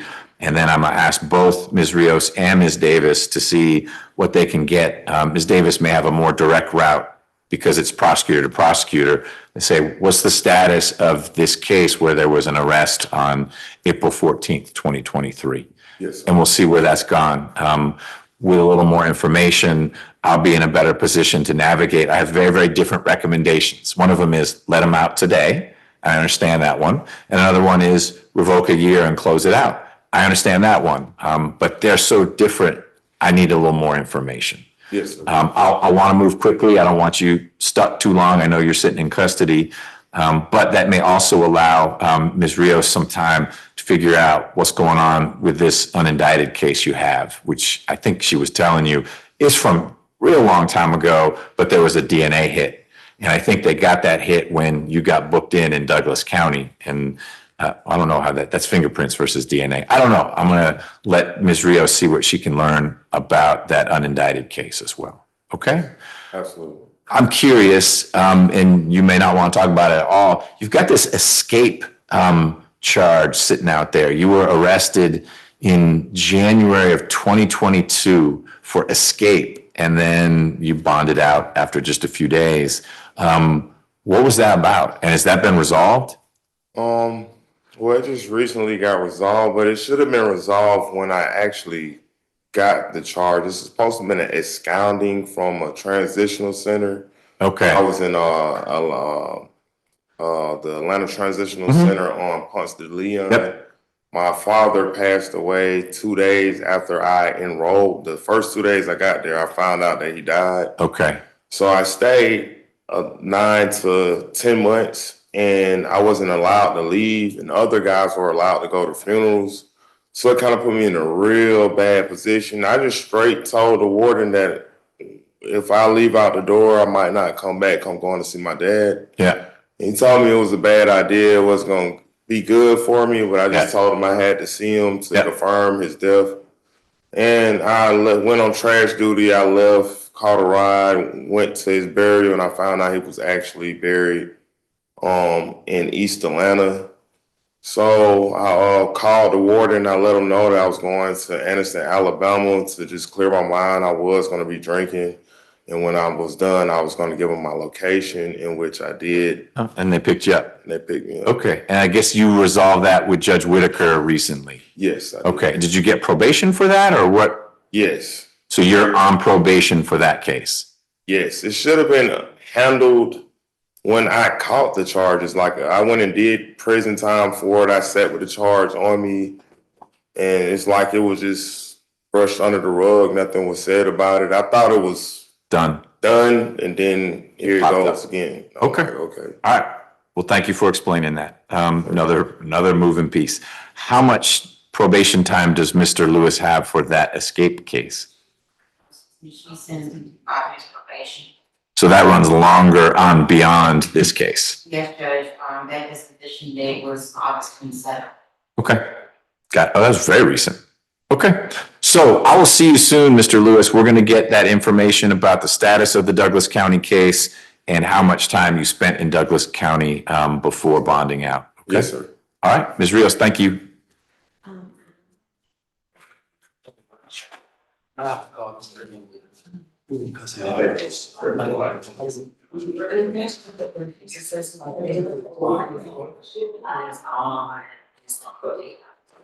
All right, Ms. Cabrera, did you and Ms. Davis need to talk to me about Mr. Greer? Okay. Yes, whatever you can come to you. Yeah, I'll go into the jury room. See you in there.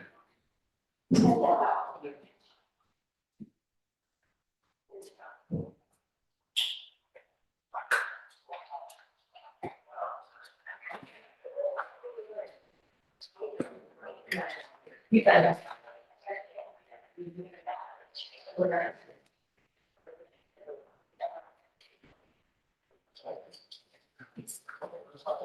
There's something.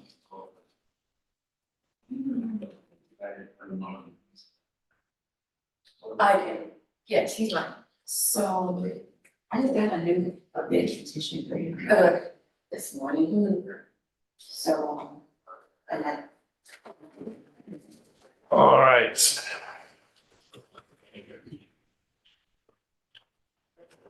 Okay, I have a present for you. For me? Yeah.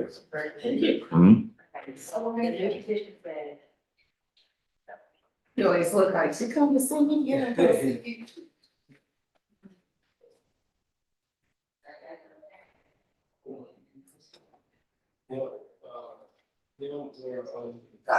and that's the new case, right? Okay, cool.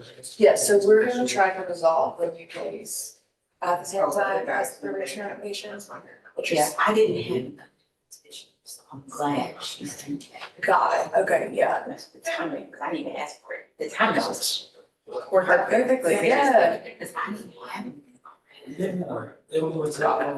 So, yeah, I checked my thing, I just, look, I saw her case. Let me go back and look up my spreadsheet. And look, and I was like, oh, look.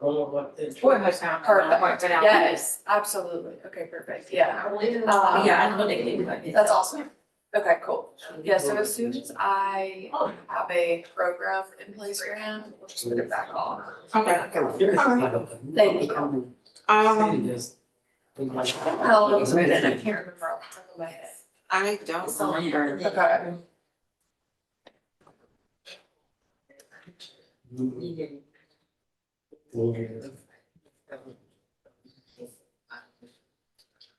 Hey, Mom. Hey, how are you? Good. No, I'm just saying that. I'm sure it's gonna have any blinds, but I see. Just, did you see my,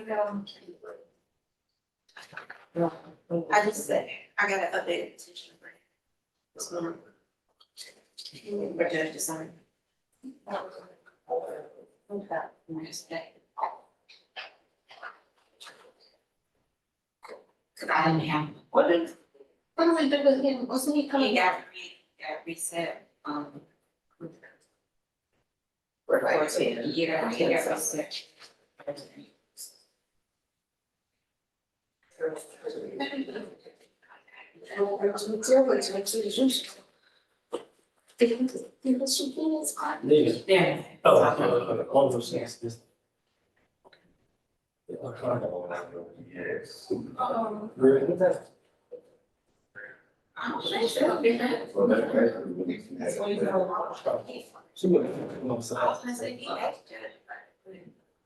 Yeah. No, I know, but she was already talking for.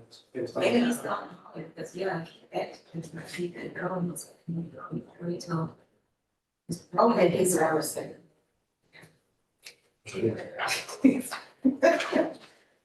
I tell you, everybody else is important than your court day, I guess, That's free. That's true. We're talking about judges. They talking on judgment about. Yeah, about. Ms. Rivera and Ms. Davis. Can I leave and go back? No, you can't leave. I'm coming back out one. I just need to find my charger. It might be in my car. And then I need to charge my phone. And I charge it in there. I mean, I could do all this. It's real. That, the lady from Pat left that note right there when the computer. Oh, okay. Thank you. But I don't think he needs me for anything right now until one. Yeah, all the cases are yours. Which cases? All the cases on the calendar, What other cases are you talking about? So, You got like 500 people got up. for whom? Yeah, 3. The look on her face. they're all yours. Yeah, no, I mean, let's see See Chelsea come up. I brought him up. Johnson. Johnson's not That's the mine. 1 o'clock. That's the 1 o'clock. All I have at 1 o'clock is Nazareth Davis. Is there something else I have at 1? Is he in custody? There was somebody else we bought, He said right? Johnson. No, Lewis. that was who we just did. And we Lewis. gotta reset him. Lewis. Jeremy Lewis From yesterday. Oh, we'll get a time, so me and Miss Davis have to look at some more information, and then we're gonna do him again. Who's the third You one? got Cobb County back now. That's mine, Richardson. Oh, He must be a plea.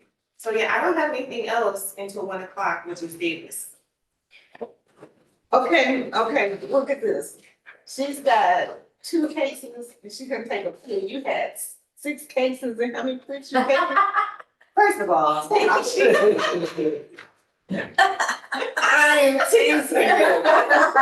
oh, look on her face. I just want to see this. You just, like what?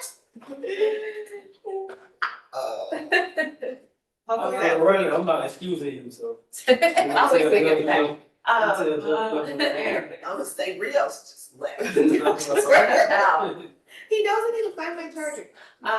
That, just so y'all know, that plea this afternoon might be a little wild, so we'll see. Just because Davis? he's a Karen. No, he's fine. He's a normal man. Like the stuff that Christina wants him to do and admit on the break, she won't even let me do Alfred. And she said she can't do Alfred or Nova, but she wants him to write a letter of apology that he's supposed to read Is this to a that girl. But he said he didn't go to coach. it. He needs to take it under Alfred, so he's just gonna explain himself, and I know that's gonna make her active. So just Judge will just say, That's Monday morning trial. But Yeah. she can't, but just don't let him read, he's not supposed to, even in court, he's not supposed to communicate with her. Christina made him read that's part of the plea. It's a misdemeanor plea now, but she's making him. She said he has to write a letter and read it in court. Nah, he's not gonna read it. Let him read it. Okay, well he doesn't want to, so that'd be great. Oh, great, you're not gonna want to Give the judge a heads up before it starts. Yeah, because the thing, because he should be able to say. He was shocked that it was gonna be me anyway. He said, what? Yeah. I mean, I just don't know why she is such a stickler about people taking stuff under Alfred. because she's dramatic. I'm just like, it's so stupid. Like, let the man, if he's saying. Yeah, I know y'all agree to it, right? Huh? We're not. Oh, we are? Oh, damn. Well. She's still dramatic. It doesn't change it. I know, it doesn't. Okay, we'll see how that goes. Now, Anybody who uses PowerPoint and everything they do is dramatic. That's what they do in 2B. Mr. Spring. He put on a mini trial. It's like a burger case or something. It's a mini trial. 2-3 hours for one case. For a police? Clean arraignment. Clean arraignment. 2D. Not clean arraignment, put it in there. Okay. What's his, whose courtroom is this, Sergeant? That's the prelims, 2B. He's showing videos and everything. He's serious about his job. Right.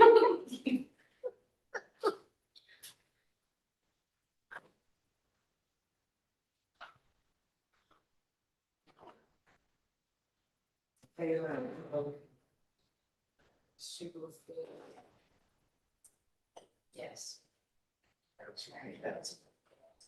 What time you did there? I guess after here, who's gonna what? Oh, you got after report. Yeah. We'll be here till after I'm gonna stay downtown. I wish I wasn't there, because then I would have probably could have stayed home and go back home together. Right here until like 5. Cause I got Renee's and I got routine, that makes everything. What is my mistake? I don't remember calendar. Oh, and her name is down there, I looked them up, and one of these is hers. This That must be one? her, that must be her, okay, so it looks like. Oh, okay.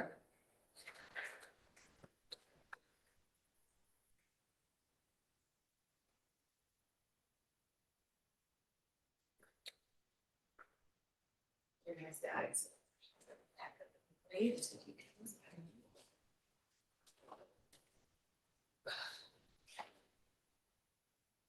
You know, Casey Johnson is afternoon. that should be Renee.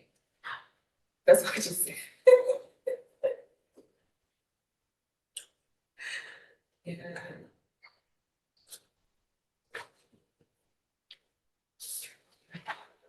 are they doing in the back? What are they doing in the back? They had to discuss in regard to that, Let me get some. they had to, express something. Oh, wow.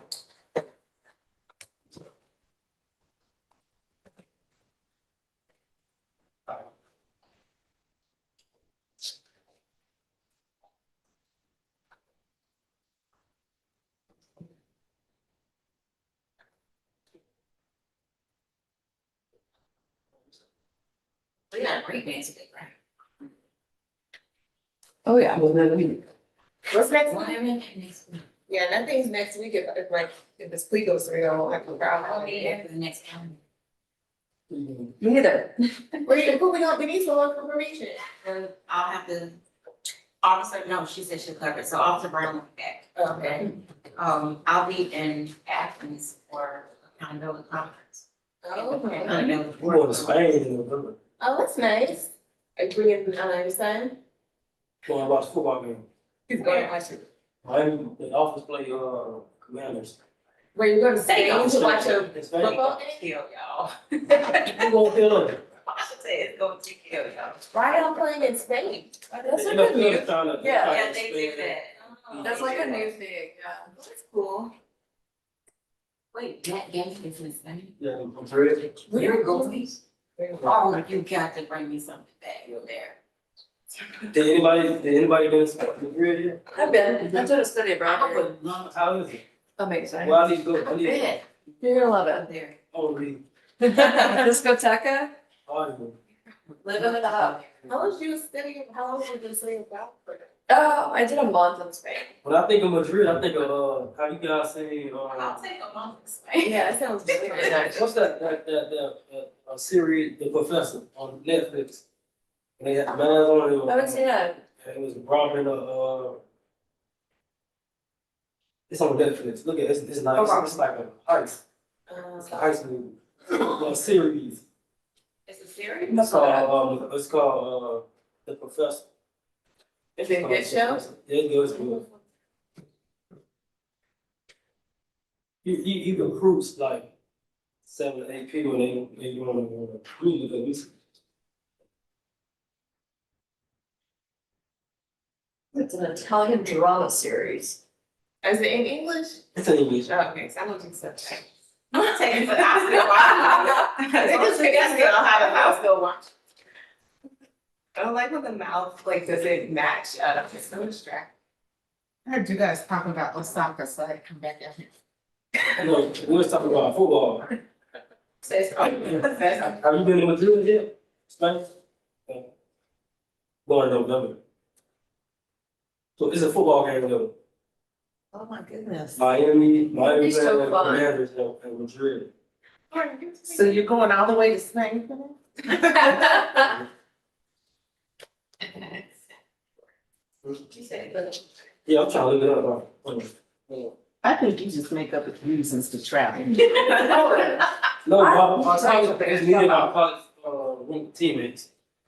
Like I said, it's just any reason you're gonna be traveling. That's a good. Stuff is in Miami Dolphins. It would be any other team. I need a favor. My internet. They're on vacation. Let me change it. Yes, actually. So I have a motions deadline that's today. I'm gonna file it this afternoon. And I'll put it in the email too, but the motion date for this motion, I think, is on September the 19th. I've already posted that calendar, haven't I? Yes, Okay. but the deadline is today. I double checked because I'm still within the time. But the motions isn't on that calendar. Okay. Because, well, the reason I'm gonna file the motion, but I'm gonna need to amend it too, because I'm waiting on some other stuff. It'll be a different day. Still Okay. remain a number because if it's Oh, not it's already already, if I haven't mailed it out, Okay, it's not, I think I was waiting for like 3 other cases. okay. Perfect. Cause I was gonna go in and check it. Yes, I know today's the deadline. I'll get them. I can check some deadline. I think I'm saying the wrong thing. You said, oops.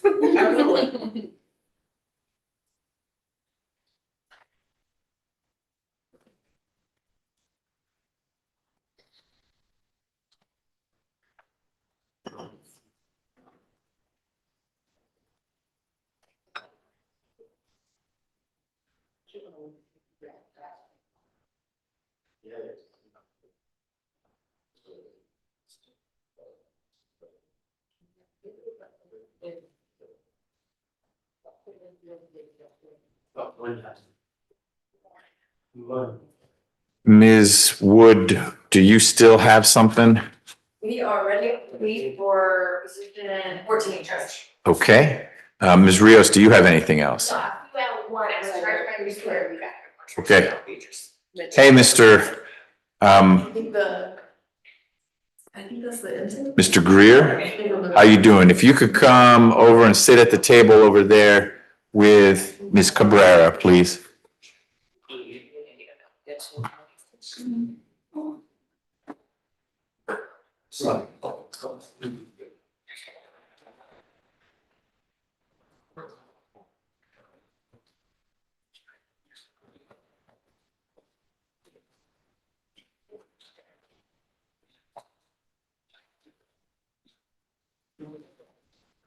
So Ms. Cabrera, that's okay. Yeah.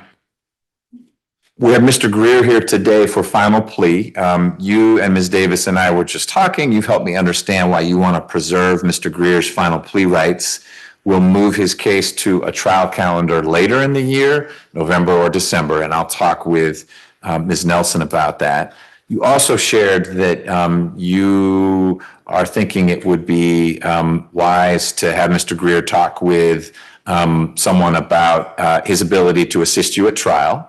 Under the recently passed legislation, I need you to articulate why, because I have to make certain findings of fact in the order if there is going to be an evaluation that say, I think it's appropriate. And so I'm not disagreeing with you. I just need a little more that I can put in there. So if you want to share with me what it's been with your interactions about Mr. Greer or anything he's told you in terms of a history or either a history of treatment or a lack of treatment that you think make an evaluation appropriate here.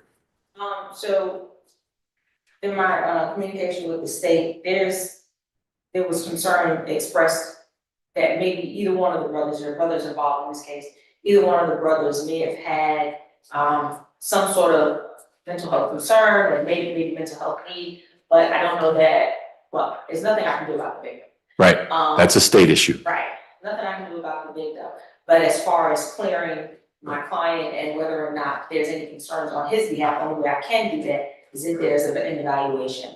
There were allegations that there may have been some type of drug use, some other things, and how drug use may have impacted his decision-making on that day. I can have a good conversation with him, he's articulate, all of these things, but for my own comfort, I want to make sure that we do the evaluation, clear that hurdle, make sure that he is able to assist in going forward. Like I said, I can't do anything about the record. But I want to make sure that we've at least cleared where he stands before we move forward if, for example, we ended up at a trial. All right. Mr. Greer, have you ever seen a doctor for depression or anything like that? Okay. Have you ever taken any medication that would help you with any mental health condition? Okay. Ms. Davis, anything you want to share in terms of whether an evaluation is appropriate? Nothing really specific, Judge, but based on the report, there is some information there that would lean towards maybe there is a mental health concern. And so I do think it would be appropriate if that is evaluated to see if that might impact, of course, the state's offer and our position in this case. Okay, and when you say the report, meaning the police report about what happened in the case? Okay, all right. So Mr. Greer, you've been very patient today. I hope you're going to be able to connect with your uncle. We are going to see you again in either November or December. That'll be the deadline for you to work the case out if it's going to be worked out. I don't know. That's a decision for you and your lawyer.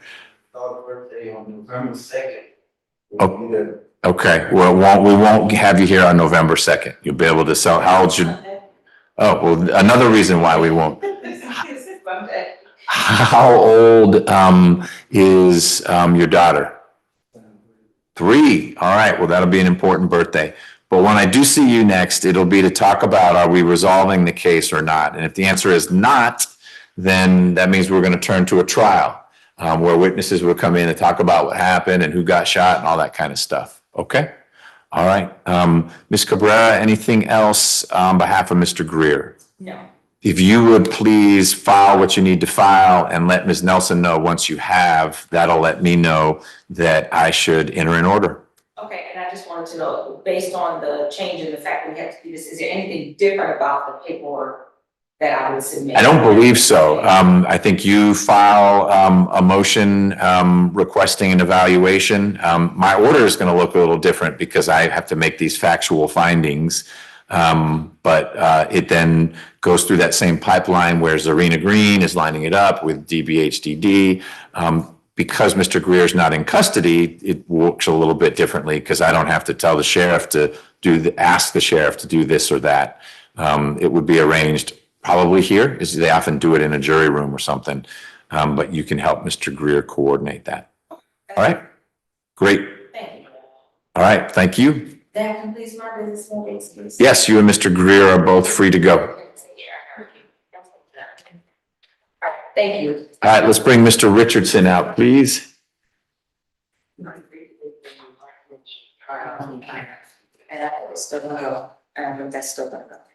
And you know, it's a good relationship.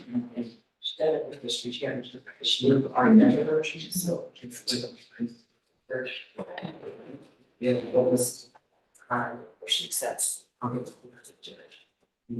She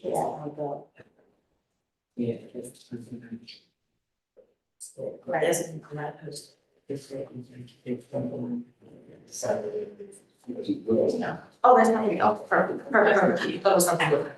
Okay, sure. Yeah, let me look. Yeah,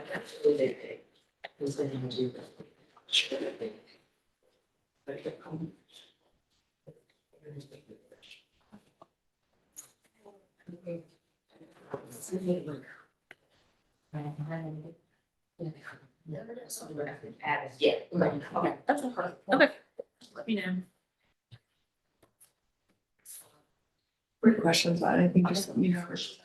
Okay. Okay, just let me know the day after you judge. You just let me know that she accepts, and then I'll send us the order to the judge. Okay. And then I think we have calendars on the 15th and the 19th. Okay. Those are the only 2 calendars for her. It's Monday and a Friday. And the thing is so that everybody is on one particular day. I'm ready. Yeah. Okay.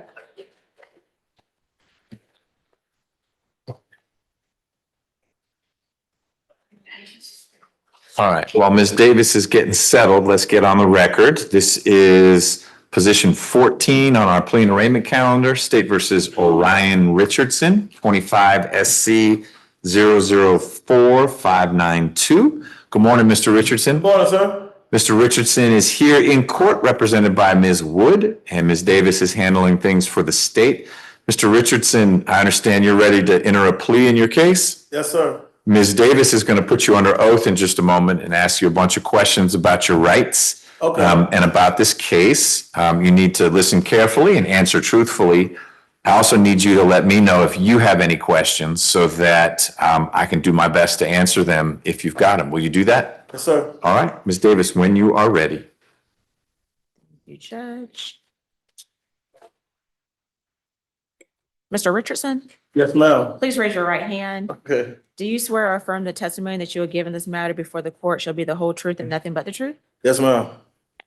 Please state your true, correct, and legal name. It's Orion Charles Richardson. Can you spell your first name for the record? Yes, ma'am. It's Orion. I mispronounced your first name. Sorry about that. It's all right, sir. It happens all the time. I bet it does. Are you at this time under the influence of any alcohol, drugs, or medication? No, ma'am. Is there any medication that you normally take that you have not taken today? No, ma'am. How old are you and how far have you gone in school? I am 36 and I have a GED. Are you able to read, write, and understand the English language? Absolutely. Are you a United States citizen? Yes, ma'am. Do you understand that you're charged with the following offenses in indictment 25 SC 004592, fleeing and attempting to elude, theft by receiving stolen property, reckless driving, failure to obey a traffic control device, and willful obstruction of a law enforcement officer? Yes, ma'am. Do you understand that you have the right to plead either guilty or not guilty to these charges? And if you plead not guilty or remain silent, you may receive a jury trial. Yes, ma'am. Have you had enough time to speak with your lawyer, Attorney Wood, about all the facts and circumstances known to you regarding the charges in this indictment, including any potential defenses? Yes, ma'am. Do you need more time to discuss this case with your attorney? No, ma'am. Are you satisfied with her services? Yes, ma'am. Attorney Wood, do you waive formal reading of the indictment and any and all defects therein for the purposes of this plea? We do. Mr. Richardson, do you remember being arrested on these charges? Yes, ma'am. Your Honor, the state is unaware of any outstanding warrants related to this matter. Attorney Wood, are you aware of any outstanding warrants related to this case? I am not. Mr. Richardson, has your attorney advised you of the minimum and maximum sentence for each charge to which you are pleading to today? Yes, ma'am. For the fleeing and attempting to elude, it's 1 to 10 years. I believe it's 12 months to 10 years. Theft by receiving stolen property, based on the value of this, I believe it's 5 years maximum. Reckless driving is 12 months. Failure to obey a traffic control device is 12 months. And the willful obstruction, I believe, is 5 years. It's a misdemeanor obstruction, Is it? Okay. so it would be 12 months. At least the way it's charged is a misdemeanor. Oh, Brandon from, okay, thank you, Judge. Yes, 12 months. You're welcome. Do you understand that? Yes, ma'am. Okay. Do you understand that today you're entering a negotiated plea of guilty, which means the state will make a recommendation to the court? Yes, ma'am. Do you understand the court's not required to accept the state's recommended sentence? Yes, ma'am. Do you understand the court has the right to sentence you to the maximum possible sentence on each charge? Yes, ma'am. Do you understand that there are multiple charges to which you're pleading to today, and the court has the right to run those consecutively or one after the other? Yes, ma'am. Do you understand that if you're placed on probation of any kind, you cannot violate any criminal laws of any governmental unit or any special conditions of probation without being subject to revocation for the balance of the sentence? Yes, ma'am. Do you understand that you're not allowed to possess or use a firearm while on probation? Yes, ma'am. Do you understand that this plea may be used to enhance sentencing on other convictions in this jurisdiction as well as other jurisdictions, including federal courts? Yes, ma'am. Do you understand that if you're not a United States citizen, a guilty plea conviction will affect your immigration status and will result in deportation, just like a conviction at a trial would? And that's true regardless of any advice by your attorney or anyone else. Yes, ma'am. Do you understand that by pleading guilty to a felony, if you use, receive, possess, or transport a firearm or use a firearm in a crime, you'd be guilty of a felony, which can carry a sentence from 1 to 15 years in prison? Yes, ma'am. Do you understand there may be other adverse or unfavorable consequences as a result of this guilty plea conviction, just as there would be from a conviction following a trial? For example, your guilty plea may affect the right to vote, to hold public office, to serve on a jury, to obtain a passport, to receive, possess, or transport a firearm, or the ability to obtain employment. Yes, ma'am. Do you understand there may be that you waive any and all defenses, including any mental health defenses, by entering a guilty plea? Yes, ma'am. Do you understand that by pleading guilty, you're giving up the following rights? I'm going to list out 9 and then ask you, do you understand? Okay. Yes, ma'am. The right to a trial by jury, the right to remain silent and not incriminate yourself, the right to confront witnesses against you, the right to the assistance of counsel hired by you or to court-appointed counsel if you cannot afford an attorney at a trial of your case, the right to the presumption of innocence, the right to testify on your own behalf and to present other evidence, the right to subpoena witnesses and compel the production of evidence, the right to have the charges against you proved beyond a reasonable doubt, and the right to appeal if convicted of these charges after a trial. Do you understand that? Yes, ma'am. Do you understand that you may have only a limited right to appeal this guilty plea conviction? Yes, ma'am. Do you understand that you have only 4 years from today for the felony charges? For the felony charge and 12 months from today for the misdemeanor charges to file a habeas corpus petition challenging the voluntariness of this guilty plea? Yes, ma'am.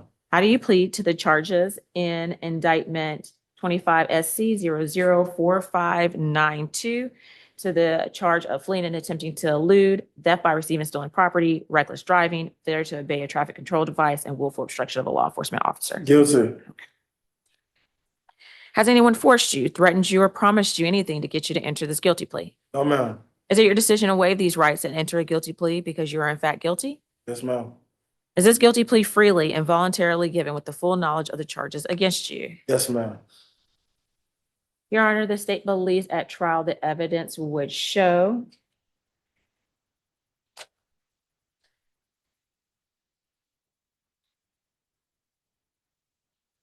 that on June 15th, 2024, at 479 Joseph E. Boone Boulevard, Northwest Atlanta, Georgia, in Fulton County, that on the above date, officers were made aware of a stolen vehicle, that vehicle being a Honda Civic. When they located the vehicle and drove past to investigate, the driver, the defendant, Mr. Orion Yes, ma'am. Richardson, began to drive off. The Atlanta police officers attempted to stop the defendant. He began to flee at a high rate of speed. Georgia State Patrol was also called to assist in making the stop. During the chase, the defendant cut off other drivers, ran a red light, drove at speeds in excess of 90 miles per hour in a 30-mile-per-hour zone. It ultimately ended in a car accident where the defendant hit multiple vehicles. The accident occurred at Joseph E. Boone and Ivan Allen. The defendant did attempt to get out and flee on foot, but he was taken into custody. There is a victim in this case, Judge. We have not been able to make contact with that victim. I'm just gonna. The victim meaning the owner of the Civic, or there was someone who was injured as a result of the crash at the end?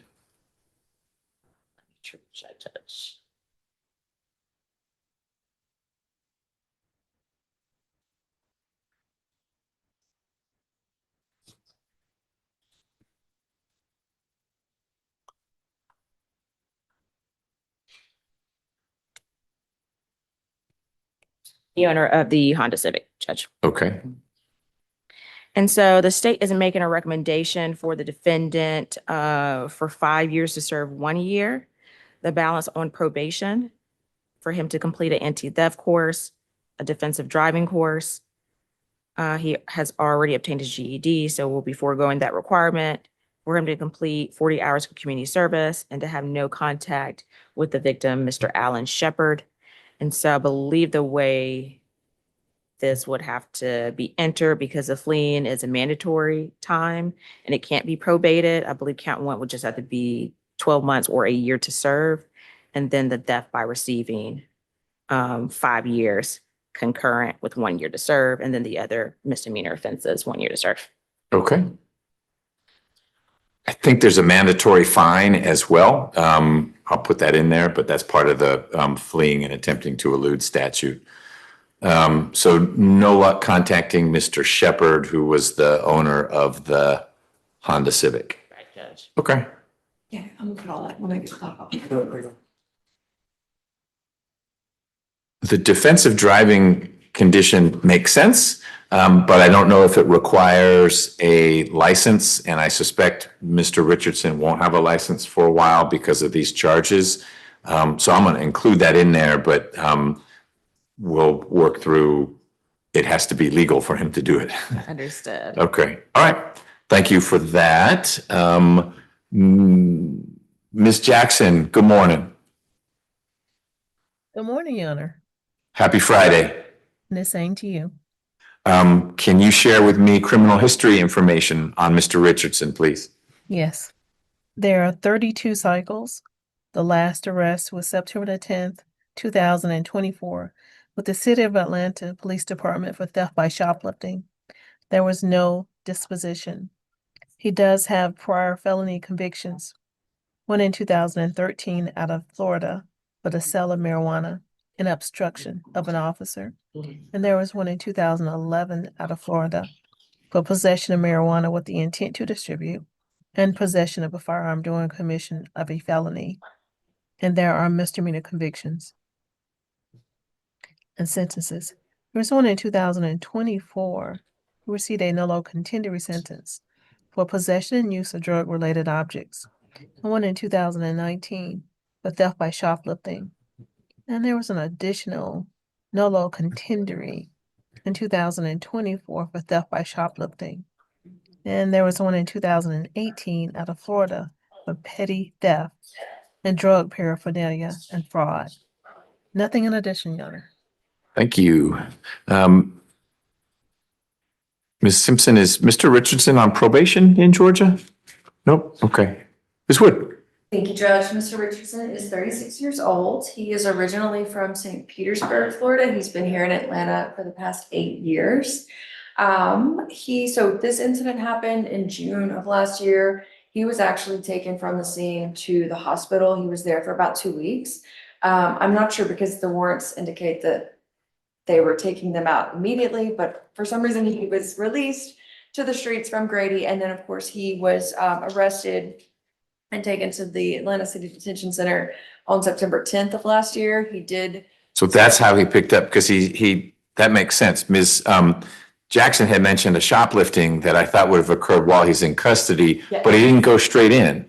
Correct. He got medical treatment and then walked out the door. Yes, Judge. Okay. So, and he has resolved that case there, according to him. So he was there from September 10th until November 21st of last year. And then that's when he got transferred over to the county jail. So he's actually done 360 days in custody since this case happened. So we're asking for that credit. And I think that's all. We just ask that you accept the state's recommendation. I would let the court know that he's informed me that he hopes after he gets out and back on his feet, he does want to go to Atlanta Technical College to hopefully get some certificates or something to better himself. Okay. Mr. Richardson, what brought you to Georgia from Florida? I'm a writer. I do stand-up, open mic, slam, poetry, comedy, and motivational speaking. And I know this is like, man, an opportunity, and this is like, I'm gonna be honest, Black Hollywood in a way. So, you know, that's why I always want to come down. Black Mecca. All right. How you were in the hospital for a couple weeks. This was as a result of the crash when you were running from the police? Yes. What happened? You break bones, concussion, what? Fracture rib. Okay. Were you the only person hurt as a result? No. You didn't hit someone else? No. Okay. Any particular reason you didn't just pull over and say, hey, it's just a stolen car, let's work through this? I was high. You were high. Okay. Have you struggled with drugs for a while, or is it a one-day thing? Just one of them days. That's all. It's not really, I just Okay. was high just at a particular moment. Okay. And you have no driver's license now, I assume? All right. You have any questions about anything we discussed? No, sir. Anything you want to add? I actually do have a question. So if I'm not on probation, I don't have anything going on with no other county or state. So would I be done like with everything or what? So I'm not sure what you mean by done. If you mean, will I be getting out soon? Yes. Answer is yes. If I go along with a recommendation and sentence you to a year, you heard Ms. Wood's math. She's got you at about 360 days. A year is 365. So that would mean you got a few more days. And the sheriff may well say, this is close enough, let's let the guy out. But at most it would be you got another week to go. And you're gonna be on probation afterwards. So when you get out, it's not party time again. Yeah, I understand that, Your Honor. You'll have probation. So assuming you have no holds anywhere else, and it sounds like you do not, then you ought to be out in a week or so. In fact, if you're not, you should reach out to Ms. Wood to say, what's happening? And she'll figure out what's happening. And if I need to do something, I'll do something, okay? I find there's a factual basis for your plea, that your plea is knowing and voluntary, meaning you've understood what we. Sorry about that. That's okay. I just want to make sure you're following what I'm saying. Yes, sir. I'm sorry because about I'm that. talking about you now. Okay. That your plea is knowing and voluntary, meaning you've understood what we talked about and no one's forcing you to enter this plea. Do you agree with that? Yes, sir. Okay. I'm sentencing you pursuant to the Probation Options Management Act. No restitution at this time. Ms. Wood, can someone in my office sign the indictment for you? Yes. Ms. Davis? Yes, Your Honor. And Mr. Richardson, can we electronically sign your name indicating your guilty plea? Yes, sir. All right. Well, based on what I've heard, I will go along with the negotiated resolution.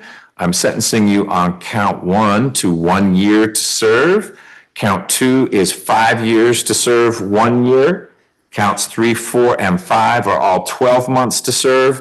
Those will all run concurrently with each other. So the overall sentence is 5 years to serve 1 year with balance on probation. So 4 years probation. You should get credit for all the time you've been in custody from when you got scooped up. I think it would have been September 10th Absolutely. of 2024. But that'll all have to be documented by the sheriff, and they'll do that. And if those numbers add up, then you've got 5 days left. If they don't add up, they've got you down at 288 because they don't have that piece when you were in custody for the shoplifting. But I'm confident it's out there. So we'll work through that. I'm also imposing a $5,000 fine. I'm required to do that. That's for count one, the fleeing and attempting to elude. And that is payable through probation. So while you're on probation, and as you're earning money through whatever means, you'll be paying that down. They don't withhold all your earnings until it's paid, but making it up. If you make $1,000 a month, they might say, well, 100 of that or 50 of that is going each month to pay down that fine. Yes, sir. You'll need to take an anti-theft course within the first 6 months of your probation. You'll need to complete 40 hours of community service within the first 9 months of your probation. You'll need to have no contact with Alan Shepard. You may not know that person, but that's the person who owned the Honda Civic that you totaled. You'll need to submit to a drug and alcohol abuse evaluation. That's just you meeting with an expert, a counselor, who's going to talk to you about what you drink and smoke and put into your body. And if that person recommends any treatment, that treatment is part of your probation. So if that person says, hey, you'd benefit from NA meetings or whatever it is, Yes, sir. that's part of your probation. That person may say, you know what, you're purely recreational user, no treatment necessary. But that person decides that. Finally, I'm going to require a defensive driving course, but I'm not going to put a deadline on that because I don't know if that's just going to class or if it also means that you're driving defensively and you're not driving anywhere for a while. A consequence of this conviction, I suspect, but I'm not a DMV expert, is that you will lose your driving privileges. So just know, if you get picked up driving a car in 3 months, you'll get arrested. That'll be a probation issue. You'll come back to me. I will revoke a chunk of your time if you're arrested driving a car without a license. That's complicated for you. You need to get around. You're going to need to be thoughtful about how you do that. Because if the way you choose to do that is to drive illegally and you get arrested, we'll be together again. I'm just letting you know in advance, unless you are driving to the hospital to save your life or the life of a friend, that revocation will result in more jail time. Not just that was a bad choice. Okay? Just so there are no surprises, you know how it's going to play out. Yes, sir. All right? Any questions about anything else? No, Your Honor. Do you have a place to stay when you get out? Yes. All right, we need that address because that's going to drive where you report for probation. I sent that to Ms. Simpson. Excellent. So Ms. Simpson's going to talk to you in just a second Right there in your reporting instructions, okay? Okay. about reporting to probation. Ms. Wood, anything else on behalf of Mr. Richardson? Sure, thank you. Ms. Davis, on behalf of the state? No, Your Honor. All right. Ms. Simpson, what do you need to tell Mr. Richardson about probation? His reporting instruction will be to report to the Atlanta office in 48 hours. The address is 276. I have it on paper for you, so I'm ready to hand it to you, so I'm finish here. But just for the record, the address is 276 on Water Drive, and it's about 5 minutes from the courthouse. But you'll report there within 48 hours of your release. Yes, ma'am. All right, Mr. Richardson, I hope you can get back to your passion of being slam poet and all those kinds of things. Just do it in a safe way, okay? Yes, sir. All right. Thank you, everyone. All right. So, Ms. Burnett, we are down until 1 o'clock. And Ms. Jackson, we have a plea at 1 o'clock. So if you don't mind rejoining us, I know it's Friday afternoon, but I'll fire this back up. This Zoom is staying on. I'm going to mute things here. So you're welcome to stay on the link or just rejoin at 1 o'clock. Okay? Will do. Thanks, everyone.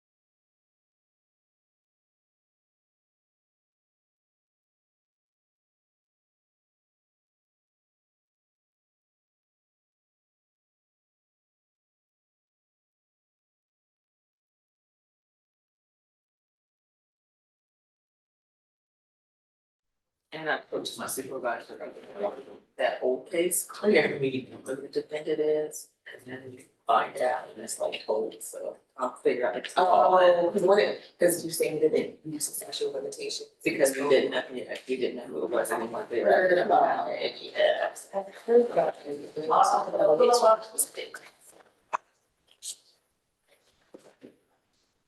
Good afternoon.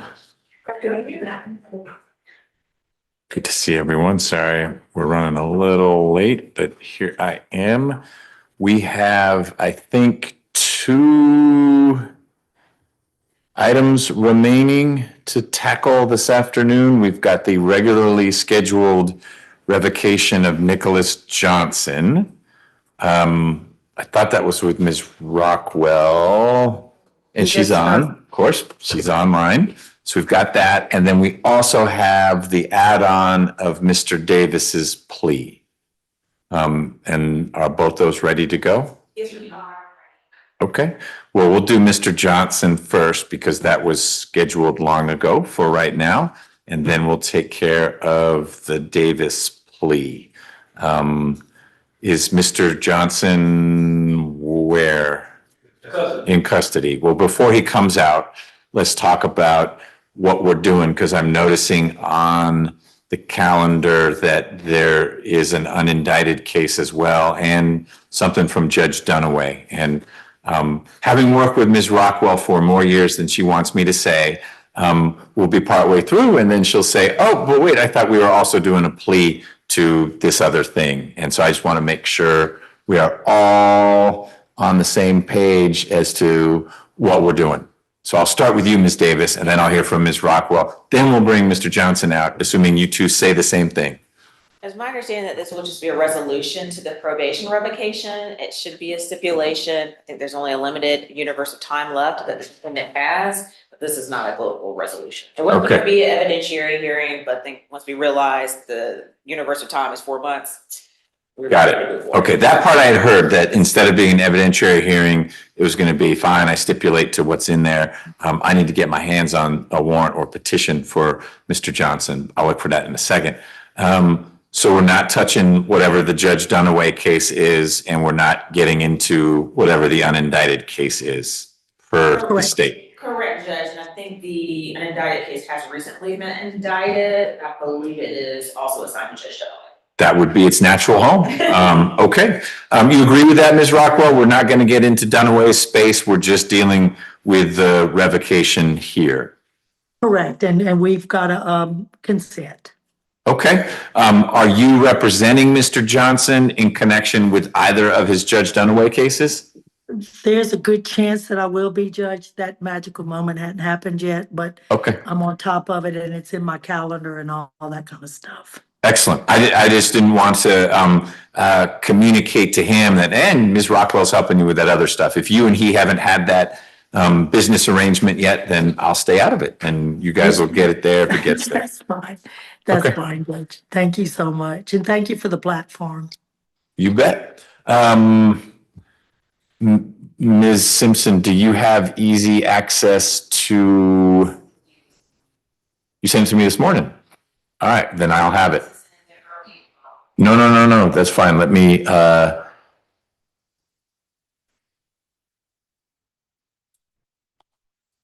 did you send it? Oh, there it is. Yes. Petition.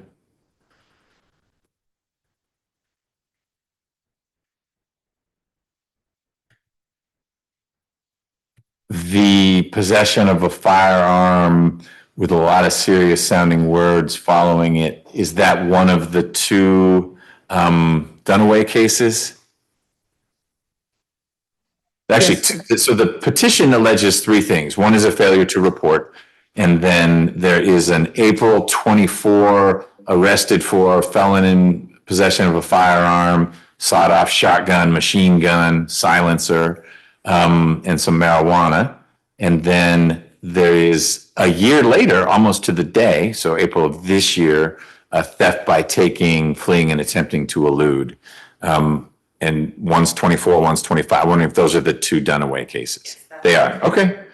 Got it. So he's stipulating to, yes, I was arrested for these things that yielded the 2 indictments and I failed to report. And he's only got 4 months and 23 days remaining.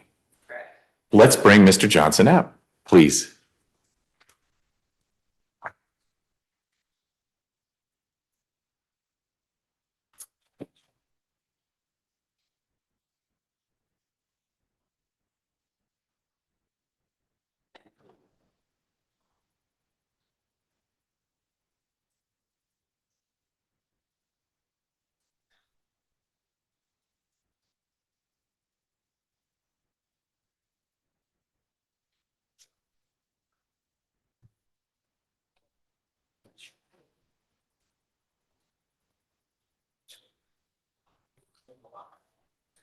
Hey, Mr. Johnson, come right up to the podium, please. Can you see Ms. Rockwell there on the screen? Yes, sir. Excellent. She is appearing virtually because she had some other commitments today, wanted to be here for you, and so I let her patch in through Zoom so that we didn't have to delay your proceedings any, okay? Yes, sir. All right, we're going to get on the record. Ms. Burnett, you good to go? Yes, I'm ready. Great, thank you. This is 19 SC 164705. It's State versus Nicholas Johnson. He is here in court. His lawyer, Ms. Rockwell, is appearing virtually, and we have Ms. Davis from the District Attorney's Office. And Mr. Johnson, I signed a probation revocation petition in May of this year that has allegations that you violated your probation in 3 ways. One of them is that you didn't report. You were instructed to call and come to the office in December of 23. It's a long time ago. You didn't do that. That would be what we call a technical violation. The next is that you got arrested in April of last year, April of 24, for having some drugs and a gun.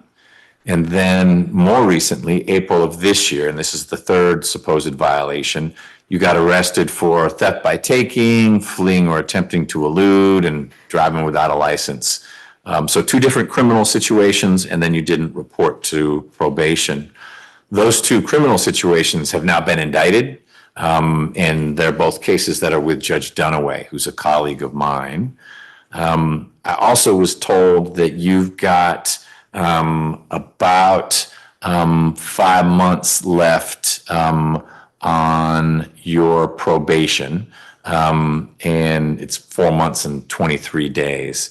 We were originally going to have a full-blown hearing where the state would bring in witnesses to prove up either the gun and drug case or I'm gonna call it the high-speed chase case. Burden of proof is pretty low for the state in a probation hearing. And what Ms. Rockwell told me is that given how little time is left on your probation, that you and your lawyer, were prepared to stipulate. Not meaning you're admitting to those crimes, you're still presumed innocent of those, but you're stipulating that you were arrested for both of them, which would be a violation of your probation. So I just said a whole lot, but I wanted to set the stage for you to make sure that's your understanding of what was happening today. Yes, sir. It is? Okay. Ms. Rockwell, I'm going to let you go from here in terms of formally stipulating if that's what you're doing on your client's behalf, and then giving me your recommendation as to what we ought to do. Yes, Judge.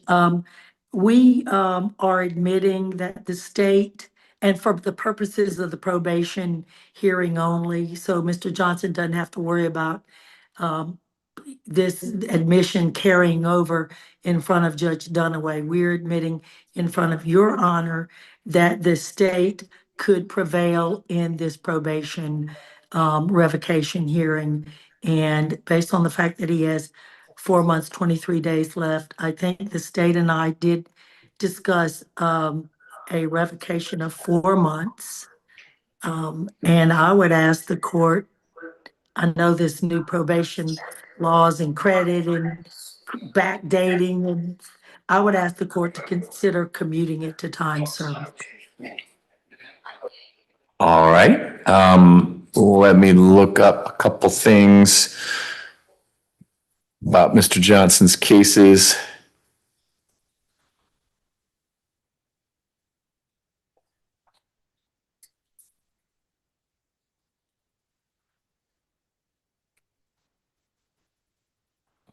Okay. Ms. Davis, what is the state's recommendation? Yes, Your Honor, we're in line with probation's recommendation, which is to revoke 4 months. I believe the defendant has actually been in custody 142 days, so, but Okay. yes. All right.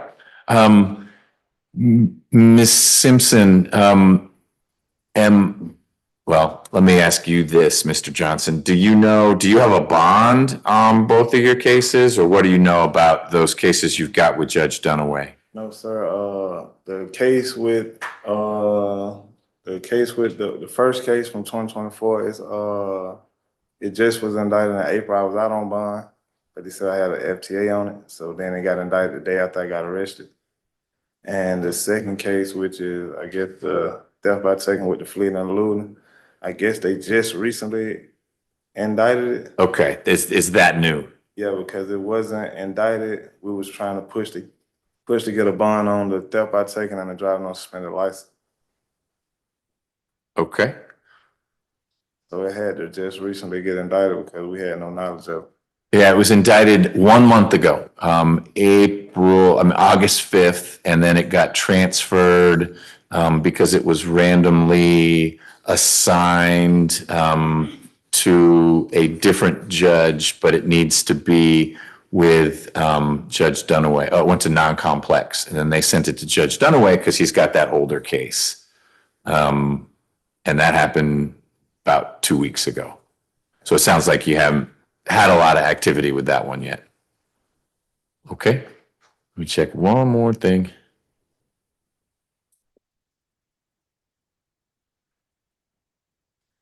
May 9th.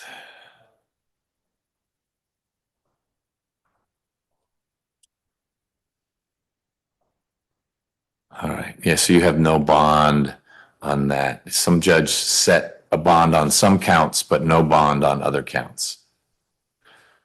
All right. All right, and Ms. Simpson, I think I heard Ms. Davis say that probation's recommendation is revoke 4 months as well. Okay, all right. Mr. Johnson, I will follow that sort of group resolution and revoke 4 months of your probation. And then I will terminate after that. So 23 days will get shaved off. And that'll be it. I am going to have those run prospectively, meaning 4 months from now. But you'll be eligible for 2-for-1 if that's what the sheriff chooses to give you, which is driven much more by how you do while you're at Rice Street. So you keep your head down, then you'll be eligible for that. And you can focus on trying to post bond in those other 2 cases. Okay. Ms. Rockwell, anything else on behalf of Mr. Johnson? Judge, just what you usually say, so no more probation on this case, but of course, if he's on probation for something else, and I don't think he is, Judge, but for this case, no more probation, it's resolved. Right, exactly. So when this revocation expires, and the longest it would be 4 months from today, could be shorter if you get 2-for-1. When that expires, you're done with probation on this case. I don't know about your other business, if you got probation out of Cobb or Henry County. You're the only judge I have probation with. Well, there you go. And our relationship's about to end. But you and Dunaway will be striking one up, and we'll see, you and he will figure out, along with lawyers, what's going to happen there. Okay? Yes, sir. All right. Good luck. Thank you. Judge, that concludes my business. May I be excused? Yes, ma'am. Have a good weekend. You too. Thank you so much, Judge. And again, thank you for the platform. Appreciate it. You're welcome. You can thank Zoom. Well, I mean, and you know, you got the best staff. The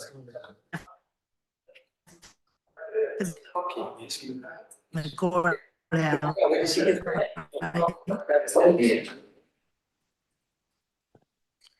All right. Well, Zoom is letting you down right now because it just sort of froze you up. But I hope you have a super weekend.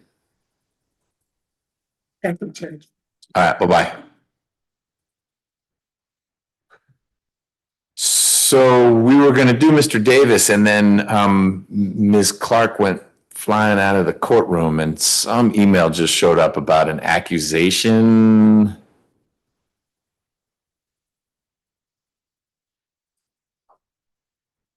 Okay. Mr. Davis is pleading to an accusation? Okay.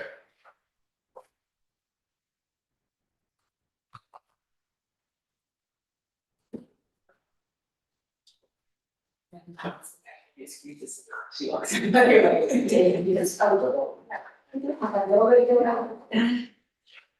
I don't want to. What do you do? I went to Lake Altoona.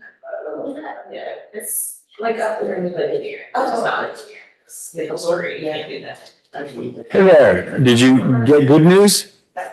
You know, Your Honor, I got a voicemail. I was trying to call, I left a voicemail. I was trying to call right back. But Okay. I was thinking that it would be in the system, but it's not there yet.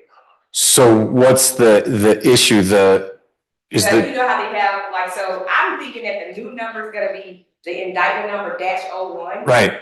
But it's not up on, I looked on the clerk side and our side, and it's not on there. All right. So.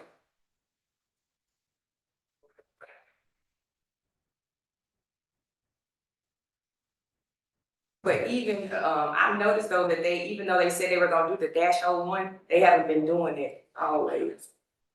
It'll be like a whole different number. See, favorite, oh, gosh.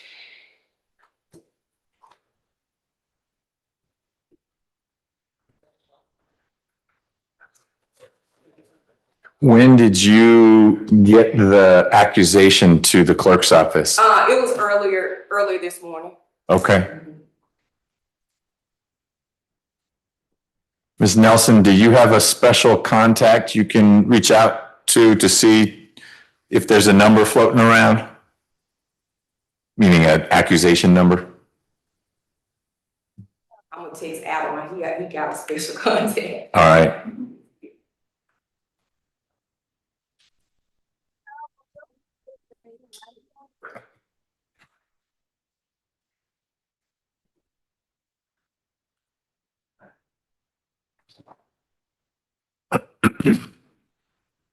Judge McBurney, that concludes my business. May I be excused? Yeah, did I hear you say you're going to Lake Alatoona? Yes. That's what this weekend is? Yes. That's exciting. My kid now plays baseball up past Lake Alatoona, so I get to drive by it Thursday nights. Oh, yeah, that's a far drive. Yes, it is. But enjoy it. That'll be a good break. You guys have a great weekend. You too. Do we have any criminal next week?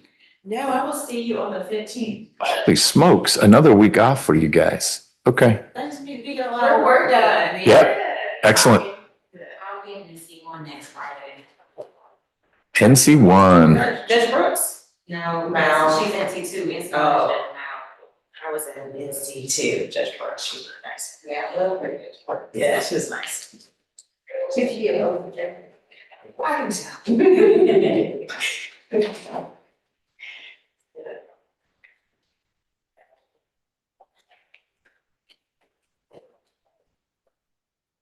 Judge, she's leaving. I know. I know.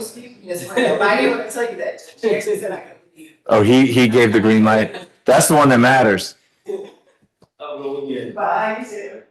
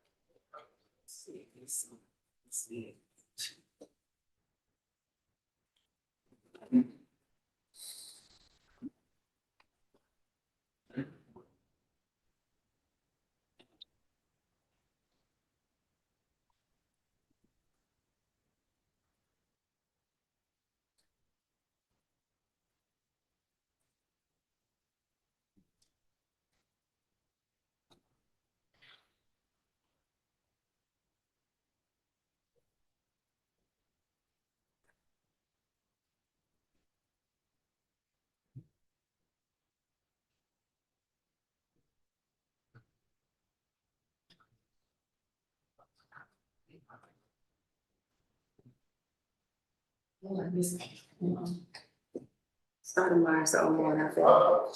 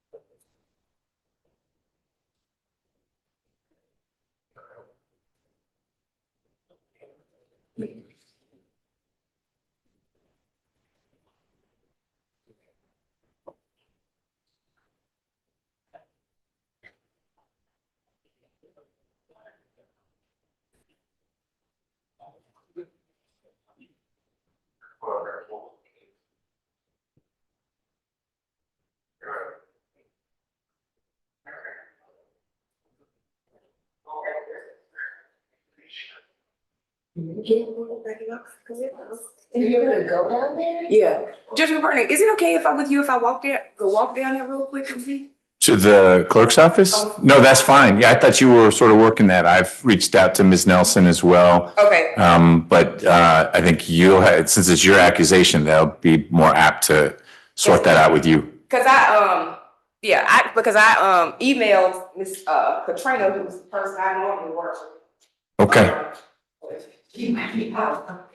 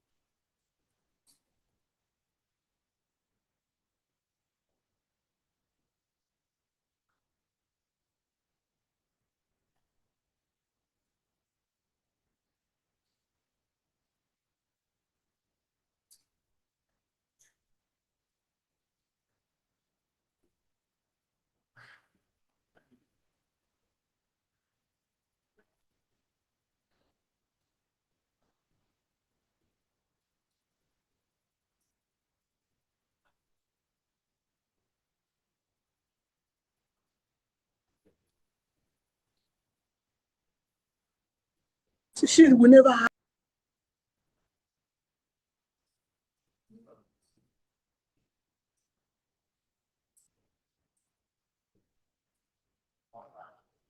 Ms. Rios, do you recognize any of the name? Well, there's really only one name that I don't recognize. Is that someone associated with the victim's family? What's the name? It's the barn. If you look on the Zoom, well, actually now there are two. It's probably the victim. Okay.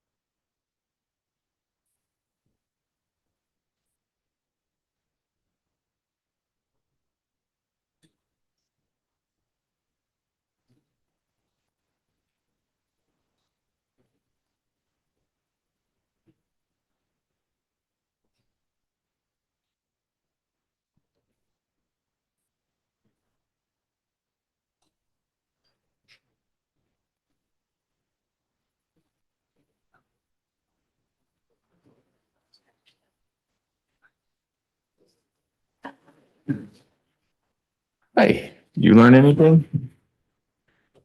No, because I thought Christina went. She went down. Yeah, I just wasn't sure if you had a different channel. But No, since she said she was going down, I okay. moved to this Other other things. problem.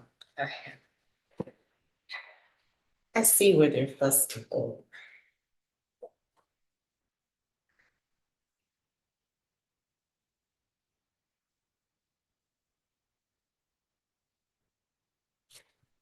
And it's because it's not in those little blocks. Oh, it just says afterwards. Right. Okay. And I don't even know where you would have put that.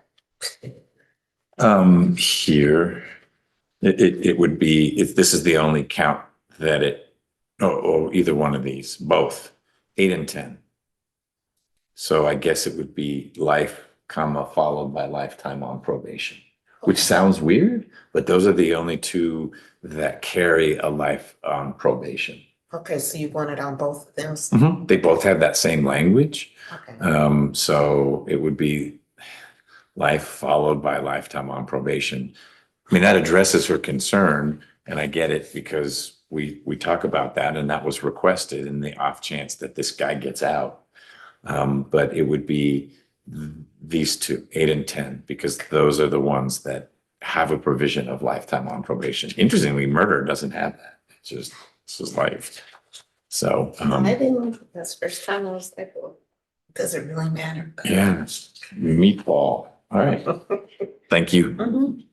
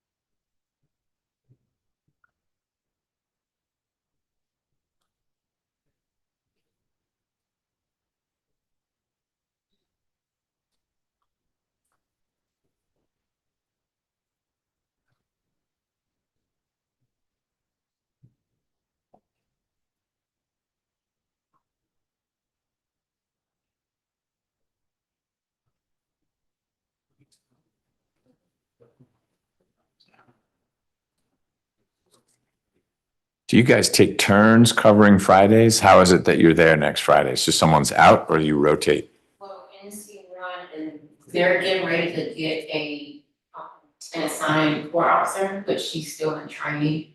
So in the meantime, we're rotating with her. Oh, so she'll be watching you Yes. do the right thing. Okay. I hope you do the right thing. I don't have problems with it, just how talks fast. Mm.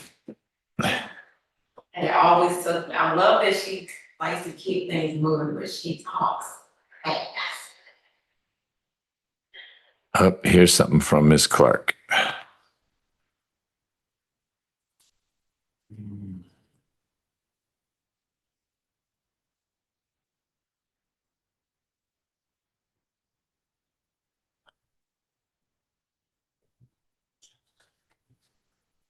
Yes, and some meeting, right, she's still gonna get done, so she's. Yep, she's getting the green sheet. Way there by the books. I wish there was someone I could call.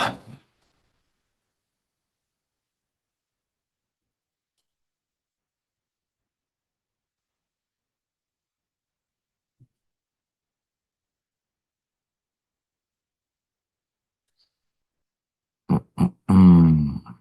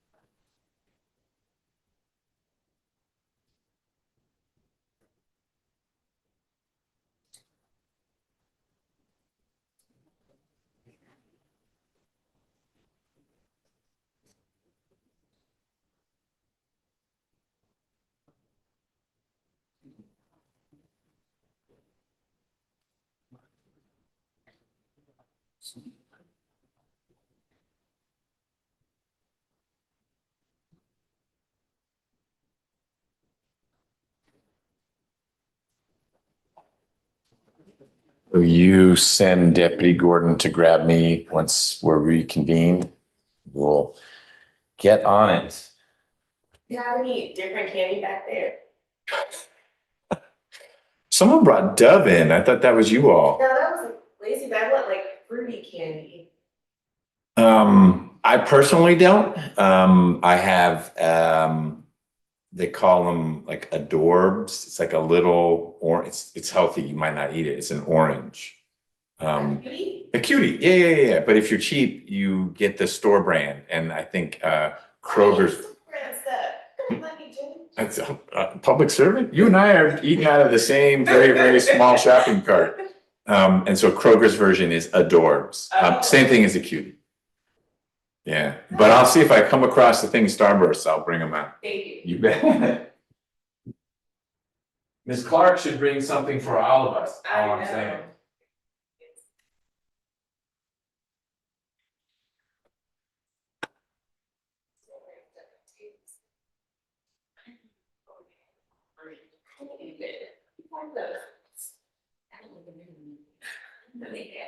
That's what I was like, what are you talking about? I was like, I have a little bunch of stuff. My mother-in-law pissed me off because she always gets the Kroger brand stuff, which is usually worse. And I'm like, you're not paying for this. You take our cards to go shopping. Why does it matter? I'm like, you don't give me that Philadelphia cream cheese that I asked for. Not this name. Yeah, I'm funny with that. My mom knows I said, Yeah, we got behind this store, don't be so quick about store rest stuff, because it's not always the best. It's like, it's the best. Only store that had still good is Publix. Anything Publix store brand is still good. I agree there.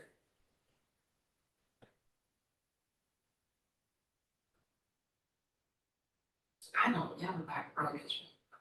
That stuff looks, I swear it looks like it's been in for like at least. Walmart is the worst. I mean, I'll buy some stuff from Kroger, but I would never buy produce from Walmart. It looks like it's already dying. And I'm just like, why is this out here? Like, it's See, that's why I have the Kroger salads. They're gonna have the salad bags. Oh, They've already been there for, I get the ones with Sprouts. There's Sprouts right by me. I don't get that. my parents keep telling me, it was like, you need to go to Sprouts. Sprouts is not cheap, so I don't get a lot of stuff from there. I'll get particular things that go through. Yeah, they do the same thing, like, my dad gets all of it, because he takes a lot of work, for his son. So that's what he does, he gets his fruit stuff from there.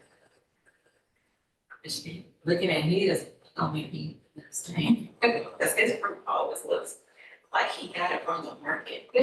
Yes, Sprouts fruit is usually looks pretty good. And I eat a lot of fruit because I like kind of sweet tooth, and what helps it is just eating a lot of fruit. It does. So I eat a lot of watermelon and any type of melon and pineapple and like mangoes. I can't eat like cakes and stuff. I gain weight. I gain weight so easy. I can look at cake and I get gain weight. I don't eat bread. I don't eat bread. Bread is my weakness. Yeah, I don't eat it. I don't eat bread. I don't eat brown rice. I don't eat pasta. I'm still trying.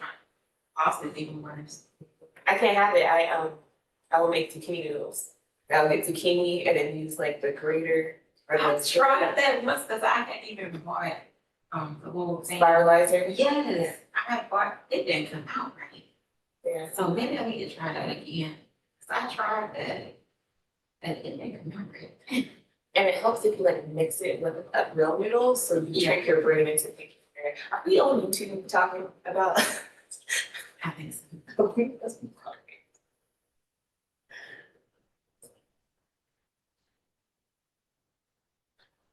Let's get. Forget that real quick. On Big Brother. So.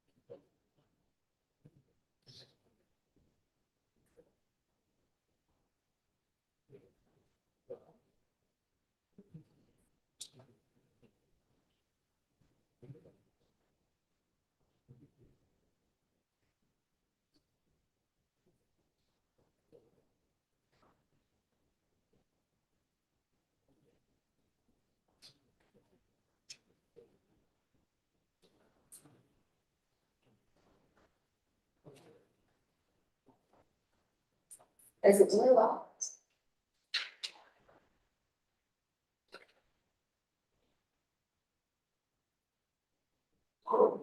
Oh, is that report? Goodness. I was thinking, holy hell.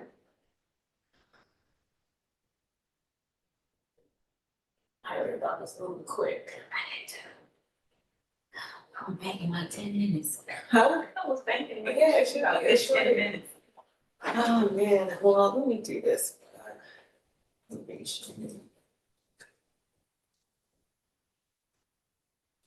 Elaborate.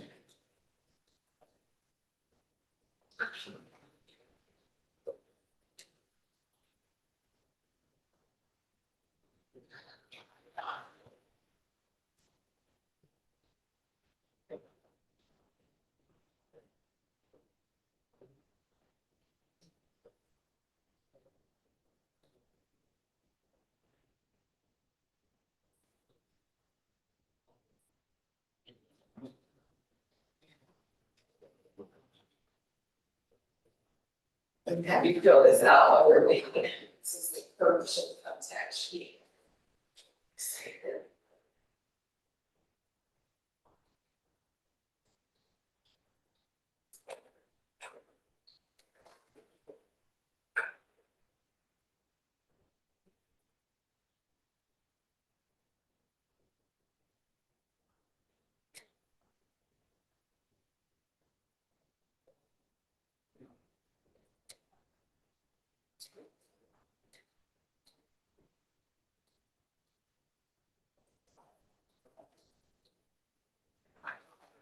We're waiting, so let's see if he can use. Oh, here's Grace. You look real happy too. Yeah, you look, he gets ice cream pretty much every day. So we get Starbucks and he looks so weekends to buy. Because he says some ice cream. Chocolate candy. Yeah, I think this weekend, I don't think they much people that, but it's probably today. I'm living once a year. It's a little, it's that makes it a birthday party Saturday. Oh, okay. My daughter just got her license, and I'm sorry, I meant to do that. I'm sure you're happy, but also that's scary. Yeah. So we've been car hunting this week. I don't hear a car. Well, she's buying it. Well, she saved up her money. That's so good for her. She's got money to buy her car. So we've been car hunting this week. So we get do some price lists and insurance lists to see if she did. Get the insurance and stuff. Oh, how old is she? Yeah, she should be. Okay, I was thinking she was younger than that. It'll be a little bit more expensive though, since she's under 25. Yeah, we have, I always left it on ours. Shot ours, look like 450. A month? Goodness. I can hear about mine, too, total was like, they kick you off. I said, why? How old is he? He's getting ready to be 25. Okay, and so it should go down. I was gonna let her ride it up until the end, and then in December, be like, all right, we start looking for some insurance, so you can get off of ours. Yeah. So he was like, you know, he ain't getting me already for his insurance, like 3 months. I was like, you should have been said something. Huh? Yeah, he says, he said, go get him when she gets back.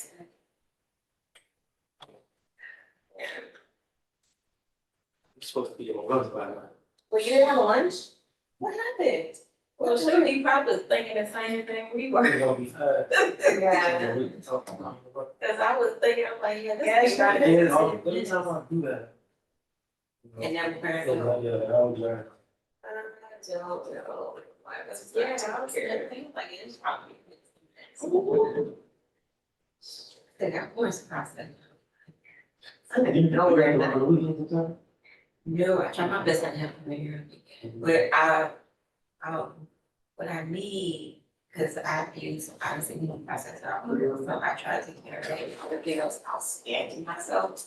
So they immediately work on these. Okay. Everything good? Okay, everything good. New case number. Okay. Yeah. So.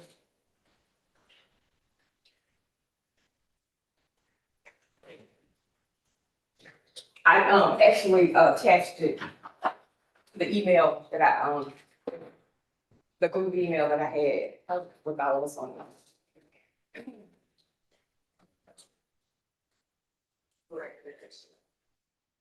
Yeah.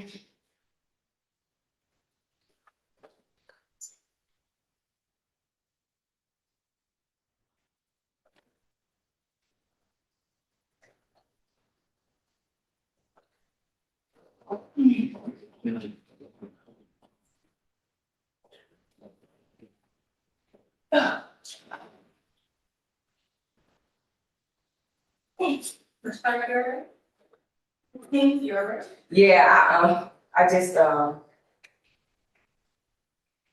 went down.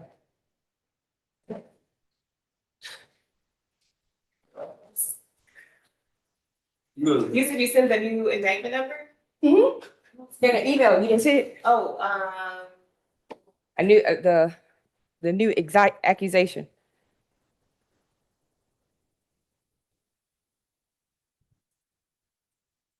the last email I had was when you were like telling the judge that you were speaking. Okay, well, maybe it didn't send, hold on.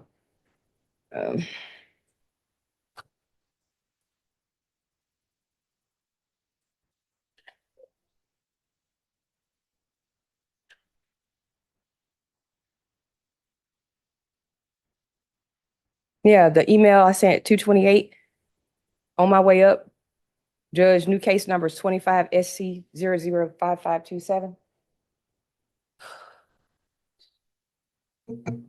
Oh, you sent an email at 1:28 or 2:28, because 2:28 is now. Yeah, because I just left from the clerk's office. So I pulled the new indictment number that they gave me from the reaccusation. Oh, okay. It did not come through. I just now got it. Okay.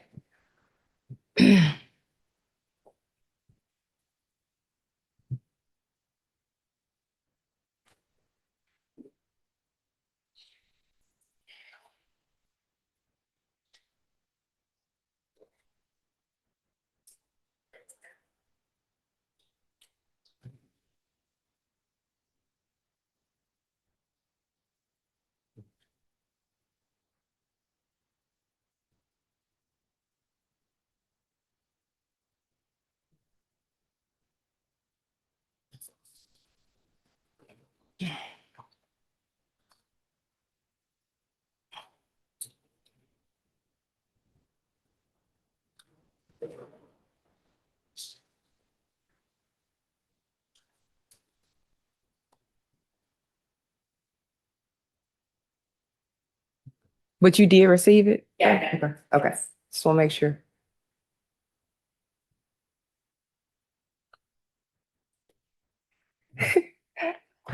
Uh, well, the lady, I guess the person that normally does it, normally does hourly when she's off today. Her name is Katrina Style. Because I was wondering, like, next month about bringing to the close office and thinking, any kind of matter. Anyway, I think it is in there. Anyway, because I had a conference with the ASB partner. And so one of the examiners, like, you know, they knew there was a plea. He told me there was a plea. But when I really went down here, they actually like, okay, so you know, the citizens, they were their policy. They were really like, I guess, treated, I guess they do different now, because they used to have where if you were filing something, it was like on a different side. Now, it's just like this one thing, and I said, and she was like, well, you can sign in, and I was like, yeah, really good information, and I said, well, man, I said, this is something that I sent to the post office, and really this month. So literally the woman packing, I have to He's got a green sheet, but it's really the, best ever happened. It was basically like this, how he goes to jail. It's about 9 versus handwriting it. And so, the court, that's what was provided.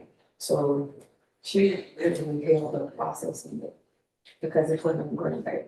Oh, that's great paper. Well, it doesn't.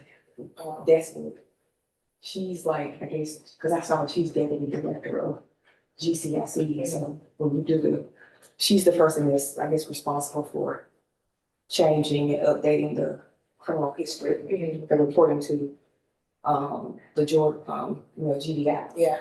But I saw this where her signature says, but she's not the one that normally handles, because I'm saying, Ms. Katrina, we have a virtual copy of it so that when we're trying to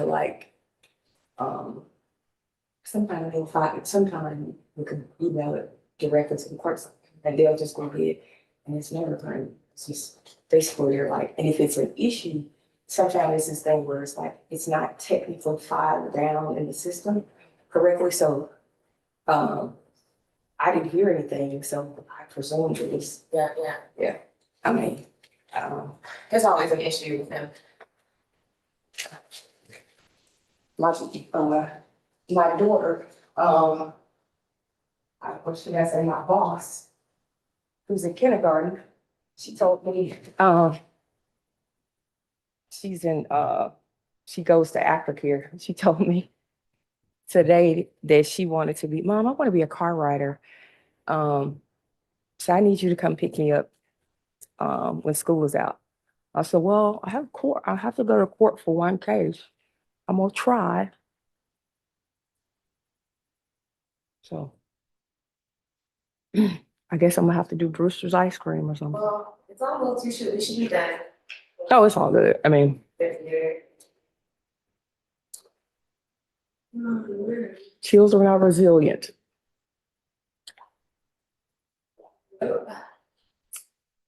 I say, I'm sorry, mommy's not perfect, probably on a every other day basis. Do you forgive me? Yeah, Mom, I think so. Did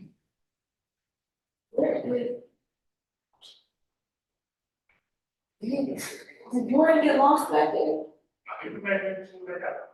Oh, you did? Yeah, you know. Oh, Judgment Vertigo. Oh, yeah. I'm gonna have to wait. We're gonna have to wait now.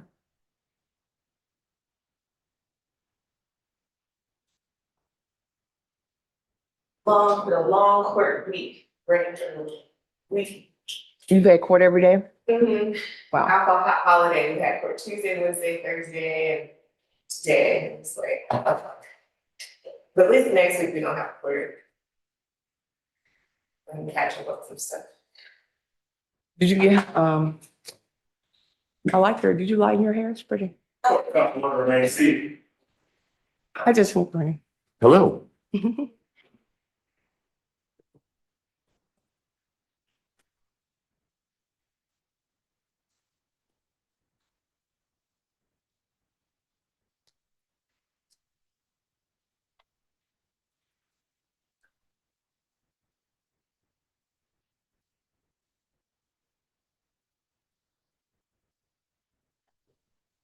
All right, let's see what's happening online. Ms. Burnett, you ready to take down this plea? Yes. Thanks for your patience. I think we have everything we need now. So let's get on the record. I need the new case number. Yes, Your Honor. It's, Hold on one sec. Gotta move this piece of paper out of the way. All right, our new accusation is? new accusation number is, 25. I'm sorry, 25, SC 005527. All right, and it's still Nazareth Davis, who is here in court with Ms. Rios. We have Ms. Clark representing the state. And Mr. Davis, my understanding is that you are prepared to enter a plea to this new accusation, which I think is 2 counts of battery, not sexual battery, just battery. Misdemeanor battery. 2 counts of misdemeanor battery. If the plea goes through and I accept it, I assume, although Ms. Clark will say so on the record in just a moment, the state will then dismiss the case of yours that's on the trial calendar that starts on Monday, in the case you've been in court for before, that you had the ankle monitor for, et cetera. Is that your understanding? Yes, sir. Okay. For us to go through the plea, Ms. Clark will put you under oath, ask you a bunch of questions about your rights and about this case. You'll need to answer those questions completely and truthfully. You need to let me or Ms. Rios know if you have questions about anything as we're going along. Will you do that? Yes, sir. Okay. Ms. Clark. Thank you, Your Honor. And for the record, the state is null prosing the case 25 SC 0025033, which was for the single charge of sexual battery against child under 16 for the defendant Nazareth Davis. Okay. We'll be proceeding with the accusation of 25 SC 005527, 2 counts of battery, misdemeanor under 16.523.1. Defendant Davis, please raise your right hand. Do you swear or affirm that any evidence or testimony that you shall give in the matter currently pending before this court shall be the truth, the whole truth, and nothing but the truth under penalty of perjury? I do. You can put your hand down. Please state and spell your correct legal name. First name is Nazareth, Nazareth. Last name is Davis, Davis. Are you at this time taking or under the influence of any medicine, drugs, or alcohol? No, Is there a medication that you normally take that you have not taken or been given today? no, How old are you? 60. What's the highest level of education or the last grade that you completed? My fourth year at Morehouse College. Are you Hold on one second. Can you bend the microphone towards you? Okay. Thank you. So you attended Morehouse, Yes. almost graduated. Yes, I need 15 hours before I graduate, Your Honor. You going back? Yes. Okay. Are you able to read, write, and understand the English language? Yes. Do you understand that you have been charged with the following offenses? Count 1, battery, and count 2, battery. Yes. Do you understand that you have the right to plead either guilty or not guilty to these charges? Yes. Do you understand that if you plead not guilty or remain silent, then the state is required to prove the charges against you at a jury trial? Yes. Have you had an opportunity to review the indictment with your attorney? Yes. And did you understand the indictment as explained to you by your attorney? Yes. Or the accusation as explained to you by your attorney? Yes. And did you have an opportunity to review your waiver of rights with your attorney? Yes, I did. Yes. And did you understand the waiver of rights as explained to you by your attorney? Yes, I did. Is it your intent to waive your rights today? Yes. Have you had enough time to speak with your attorney about the charges in the accusation against you, including the facts and circumstances relating to these charges? Yes. Are you satisfied with your attorney's services? Yes. Attorney Rios, do you waive a formal reading of the accusation in this case? Yes. Do you waive any defects in the accusation for purposes of this plea? Yes. Defendant Davis, has your attorney advised you of the minimum and maximum sentence for the charge of battery to which you're pleading guilty today? Yes. The state will put those on the record. The minimum is 1 day in jail. The max is 12 months in jail. Do you understand that you're entering what is called a negotiated plea of guilty, which means that the state and defense jointly will recommend the following sentence to the court? For count 1, battery, the state's recommendation is 12 months probation with the special condition of the defendant must complete a psychosexual evaluation with a lie detector test and complete any treatment that is required or recommended. The state will assume the cost of the psychosexual evaluation. And for count one, and also the defendant is to stay away from the victim child, in this case, Miss Reagan Barber. For count two, the state sentence recommendation is 12 months probation that will be consecutive to count one in this case. And the defendant would be required to complete the special conditions and treatment. Defendant will be able to, if upon completion of any treatment or recommendations and no further violations of the law, the defendant will be able to petition for, receive a behavioral incentive date after 1 year. And the state will not oppose that. Is it your understanding of the terms? Yes. Do you understand that the court is not required to accept the state's recommended sentence? Yes. Do you understand that the court has the right to sentence you to the maximum possible sentence on each charge? Yes. Do you understand that as there are multiple charges to which you're pleading guilty today, the court also has the right to run those sentences consecutively?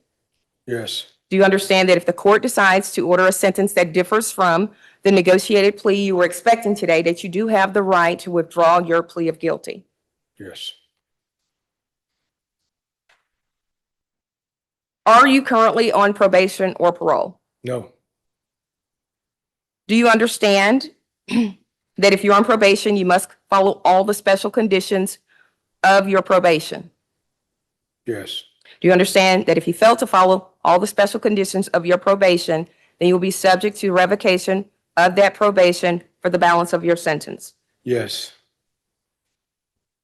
Do you understand that you are not allowed to possess or use a firearm while on probation? Yes.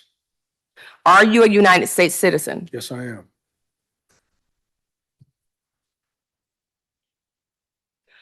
Do you understand that by entering a plea of guilty today, you are waiving all defenses, including any mental health defenses? Yes. Do you understand that by pleading guilty, you are giving up the following rights: the right to trial by jury, the right to remain silent, the right to confront witnesses against you, the right to subpoena witnesses on your behalf, the right to testify or offer other evidence, the right to the assistance of counsel, the right to the presumption of innocence, the right not to incriminate yourself, and the right to appeal if convicted of these charges at a trial? Is it your decision to waive these rights, which means not to use them, and to enter a guilty plea today? Yes. Has anyone forced, threatened, coerced, or promised you anything to get you to enter this guilty plea? No. Is it your decision to enter this guilty plea because you are in fact guilty? Yes. As to accusation number 25, my apologies.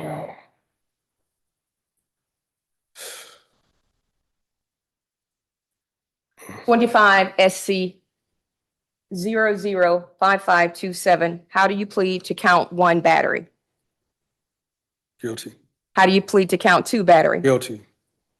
Is this guilty plea freely and voluntarily given with full knowledge of the charges against you? Yes.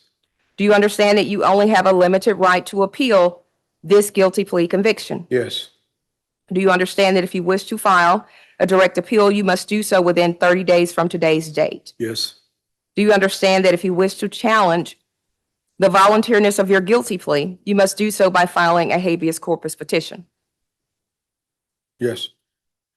Do you understand that for a misdemeanor charge, you only have 12 months from today's date to file that petition? Yes. Your Honor, at this time, the state will provide a factual basis for the misdemeanor plea in this case, unless the defendant would like to stipulate to the factual basis. I'll stipulate. I do know that, Judge McBurney, that you, even though we stipulate, you do want to have some type of understanding about the overall facts. I do, and I know that we have Ms. Barber and maybe another family member on. They may want to be heard, so it helps me know a little bit about the allegations before I hear from any of them, if they choose to speak. Yes, Your Honor, and there is a statement from the victim in this case. Just wanted to say, after my evaluation of this case, and the interviewing of witnesses, including there were other students at the school, that I believe that the appropriate charge in this case, based off of the fact that he was a teacher on staff, should have been the charge of the sexual contact of a student by a teacher versus this charge here. However, based on the fact that this case is from 2023, and I think it's from 2022. Oh, yeah, it started in 2022. Right. And based on the length of time, the state did not feel it appropriate to re-indict the case in this case. We want to emphasize that in this case, Reagan Barber was in fact the underage of 16 years old, and she was actually traumatized by the contact that she received from the defendant. In this particular case, there was the victim child indicated that there was a hug or embrace that was done that was unwelcome by her, and it was done on more than one occasion.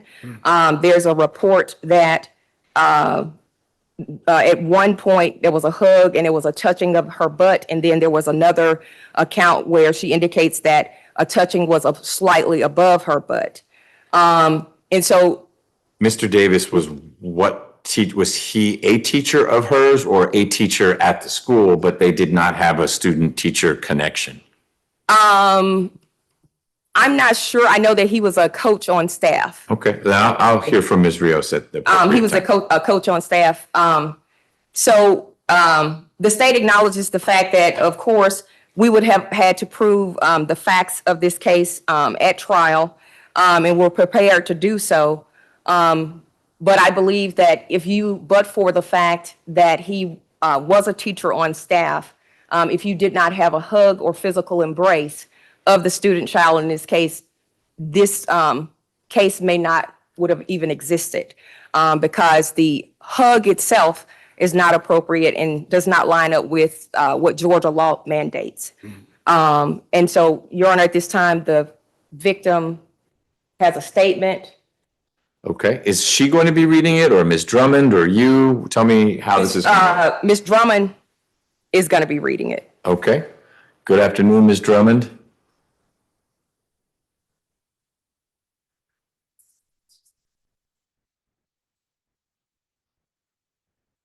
You might need to send her something. She's not activating her screen.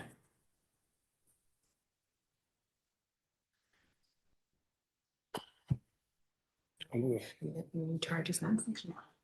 What? Right.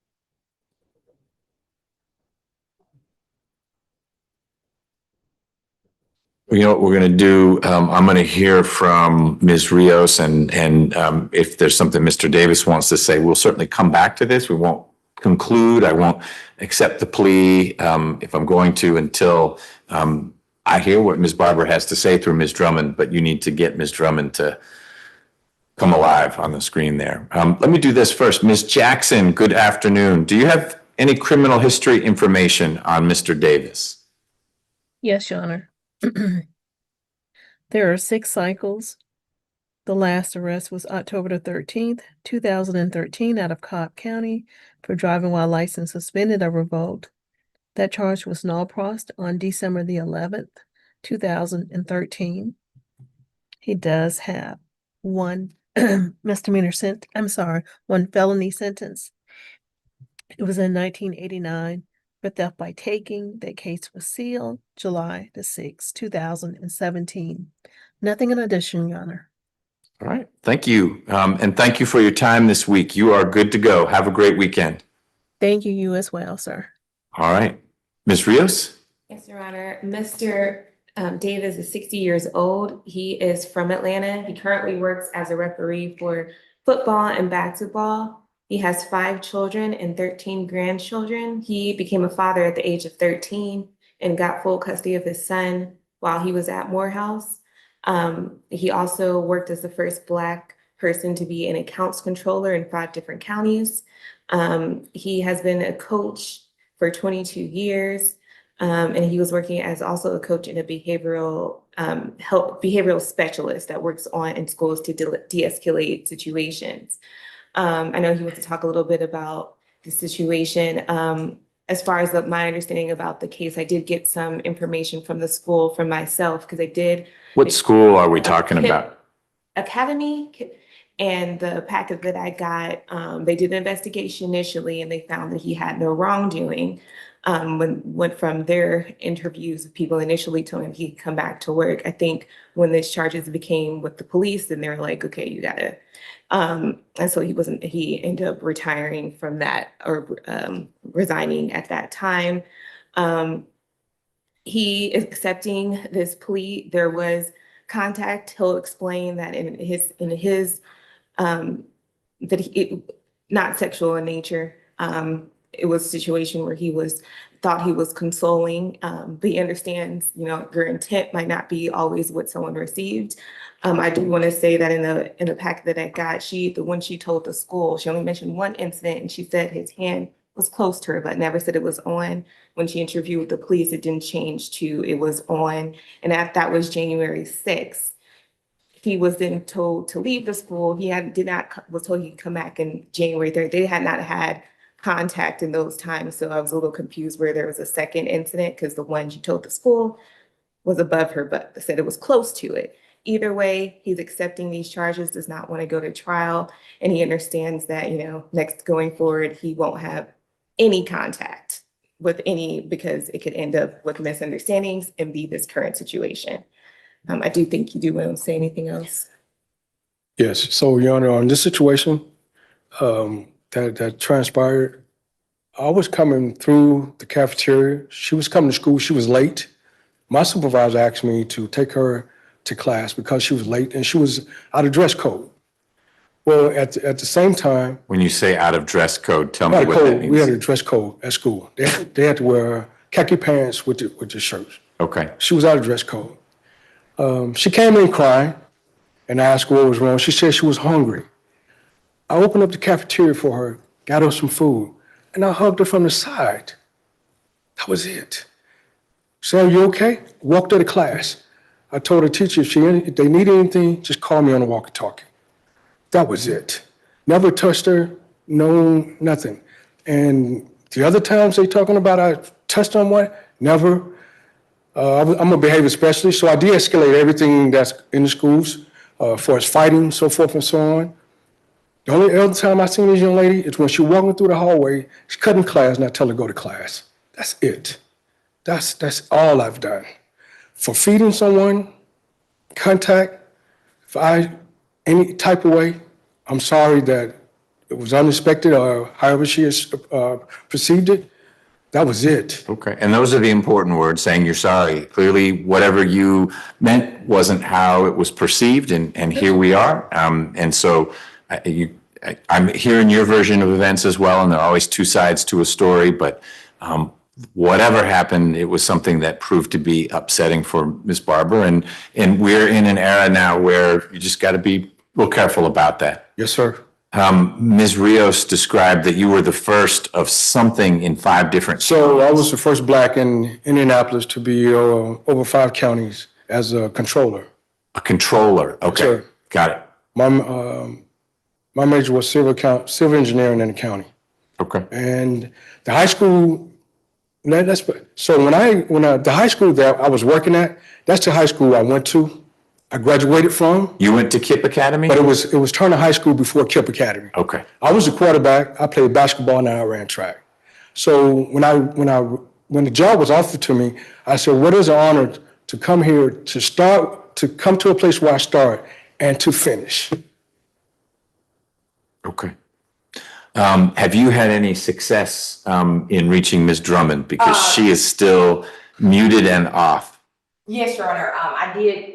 Now she's coming alive. Miss Reagan Barber wants to, she's gonna make a statement herself. Okay, all right. Ms. Barber, I need you to turn your camera and speaker on so we can hear you. Hello, Hey there, how are you? I'm good.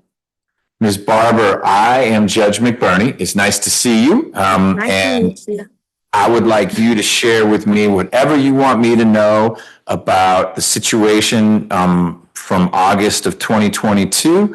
And I'd also like to know, if you're comfortable talking about it, how you're doing now, because time has passed and I'd love to hear about what's new in your life. But why don't you start by telling me what you think I ought to know about the situation and how it affected you?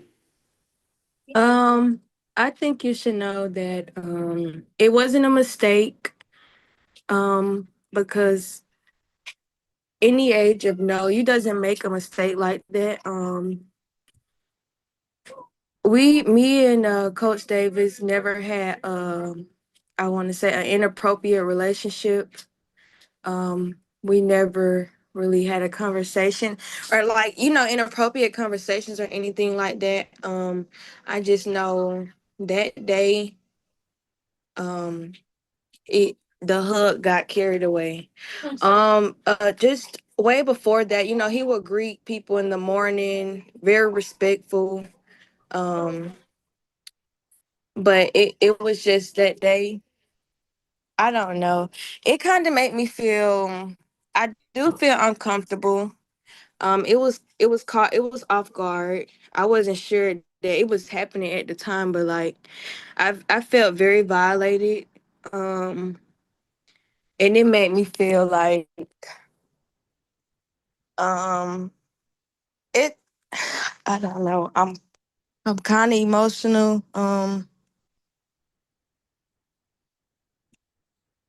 I'm just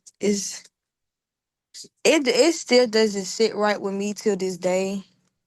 I'm not even comfortable with going around and not going around men's anymore, like being unattended or something like that. It just is hard, y'all. And another reason I'm just uncomfortable. Like I felt like I couldn't even be safe at school anymore. So I was going through it a lot. It were times where days I was in depression about the situation. I couldn't go to school. I didn't want to go to school. Not even just, it was just me thinking about the situation. I was angry. I didn't know how to feel. And I feel like everyone should be held accountable for their actions. Right there. I'm not a judge, but I know that it was wrong. And I just want justice to feel safe again. Okay, well, I appreciate you sharing that. Those are pretty deep thoughts about what happened to you and how you felt. And while you're not a judge, it doesn't take that title to know right from wrong. And you understood that what happened to you was wrong. And I appreciate that you spoke up about it, because there are some people who just let something like that happen and they never say anything and they feel all the things you felt. and there are not consequences. But Mr. Davis is here, and there are consequences for him, and that's made possible only because you stood up and spoke out, and that's real important. It's not easy to do, but you had the strength to do that. Tell me about now. Are you done with school? Are you working? Looks like you may work at Walmart. Yeah, I'm working, but for the time being, I wasn't able to be comfortable or even go to school. So I was kind of, I was definitely not on track. You know, I had to get caught up on a lot of work. So I am at school now, you know, and then after I leave school, I do go to work, but that's about it. I felt like that kind of held me back from going to school because I was in a deep depression about the Sure. situation. Did you ever get any counseling or treatment for how you were feeling? No, I didn't. I only counseling I had was talking to my mom and, you know, just being happy. Other than that, I hadn't had like real counseling or nothing like that. Well, I'm glad you talked to your mom about it, and you may want to talk with Ms. Drummond or Ms. Clark when we're done here today about whether they have any resources that would help you get counseling if you feel like you need it. Because I know there are resources available for victims. So that may be a possibility for you.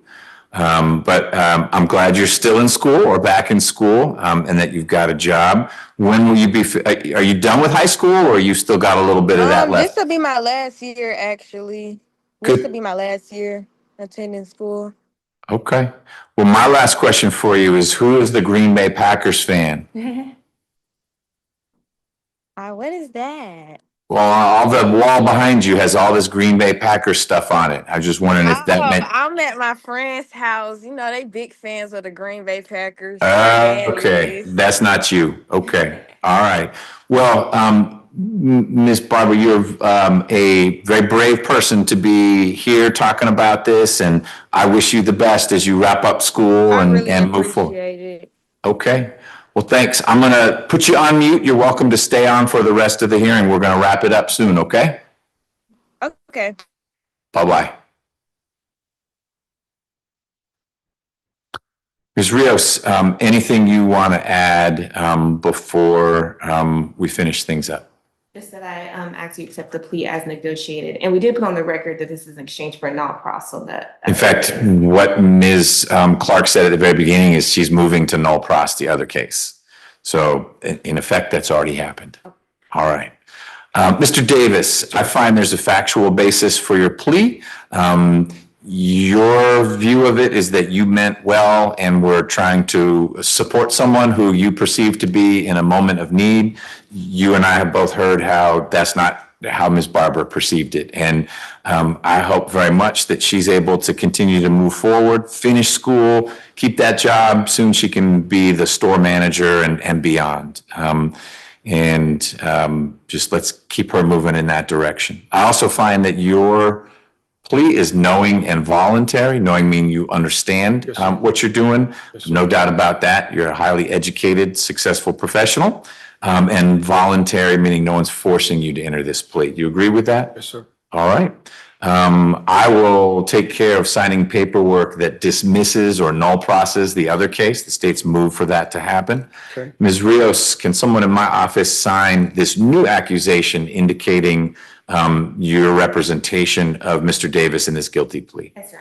Ms. Clark, can we sign for you? Yes, Your Honor. And Mr. Davis, can we electronically sign your name to the accusation indicating your misdemeanor, please? Yes, sir. We'll take care of that. I'm going to follow the negotiated resolution. It is the product of much back and forth between the two attorneys, and I ought not to disrupt that. And based on what I've heard, this is a reasonable outcome that addresses the seriousness of what happened and the fact that Ms. Barber continues to struggle with it, but also who you are, which by every measure is someone who has invested a whole lot of his life to give back to the community that got you to college, a controller over 5 counties in Indiana, et cetera. And I think you probably have more to give, but you need to tackle these requirements first. So count 1 is 12 months. Count 2 is 12 months. Those will both be probated. They will run consecutive to each other, total of 24 months misdemeanor probation. Special conditions are 2. 1, you will submit to the psychosexual evaluation, which will include a polygraph. And if any treatment is recommended, you'll follow that treatment. That'll be part of your probation. You need to line up that appointment. The state pays for that evaluation. The second condition is that you have no contact at all with Ms. Barber or her family. Not to say I'm sorry about what happened or why did you portray it that way? That's not what I meant. Ms. Barber is going in her direction and you're going in yours. I don't even. That you don't need to worry about it. You don't need to know where she is. In this day and age, people go online and find each other and that's not what you're going to do because that's a condition of your probation. And I will set a behavioral incentive date if 1 year from today, you've taken care of everything and there's no ongoing treatment requirement, then your probation can end then and you truly can move on with what you want to move on with. Thank you, sir. You're welcome.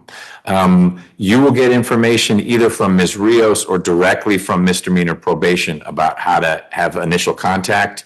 It may be you have to go to their office, which is about a block from here. It may be it's just a phone conversation and you send some things electronically. Sir. Okay? Yes, sir. Ms. Clark, anything else for the state? No, Your Honor. All right. Thank you for your work on the case. Ms. Rios, anything on behalf of Mr. Davis? No, Your Honor. All right. Thank you, everyone. Thank you, Your Honor.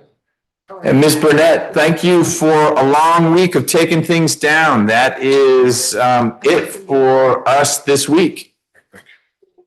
You're welcome, Your Honor. You have a great day. You too.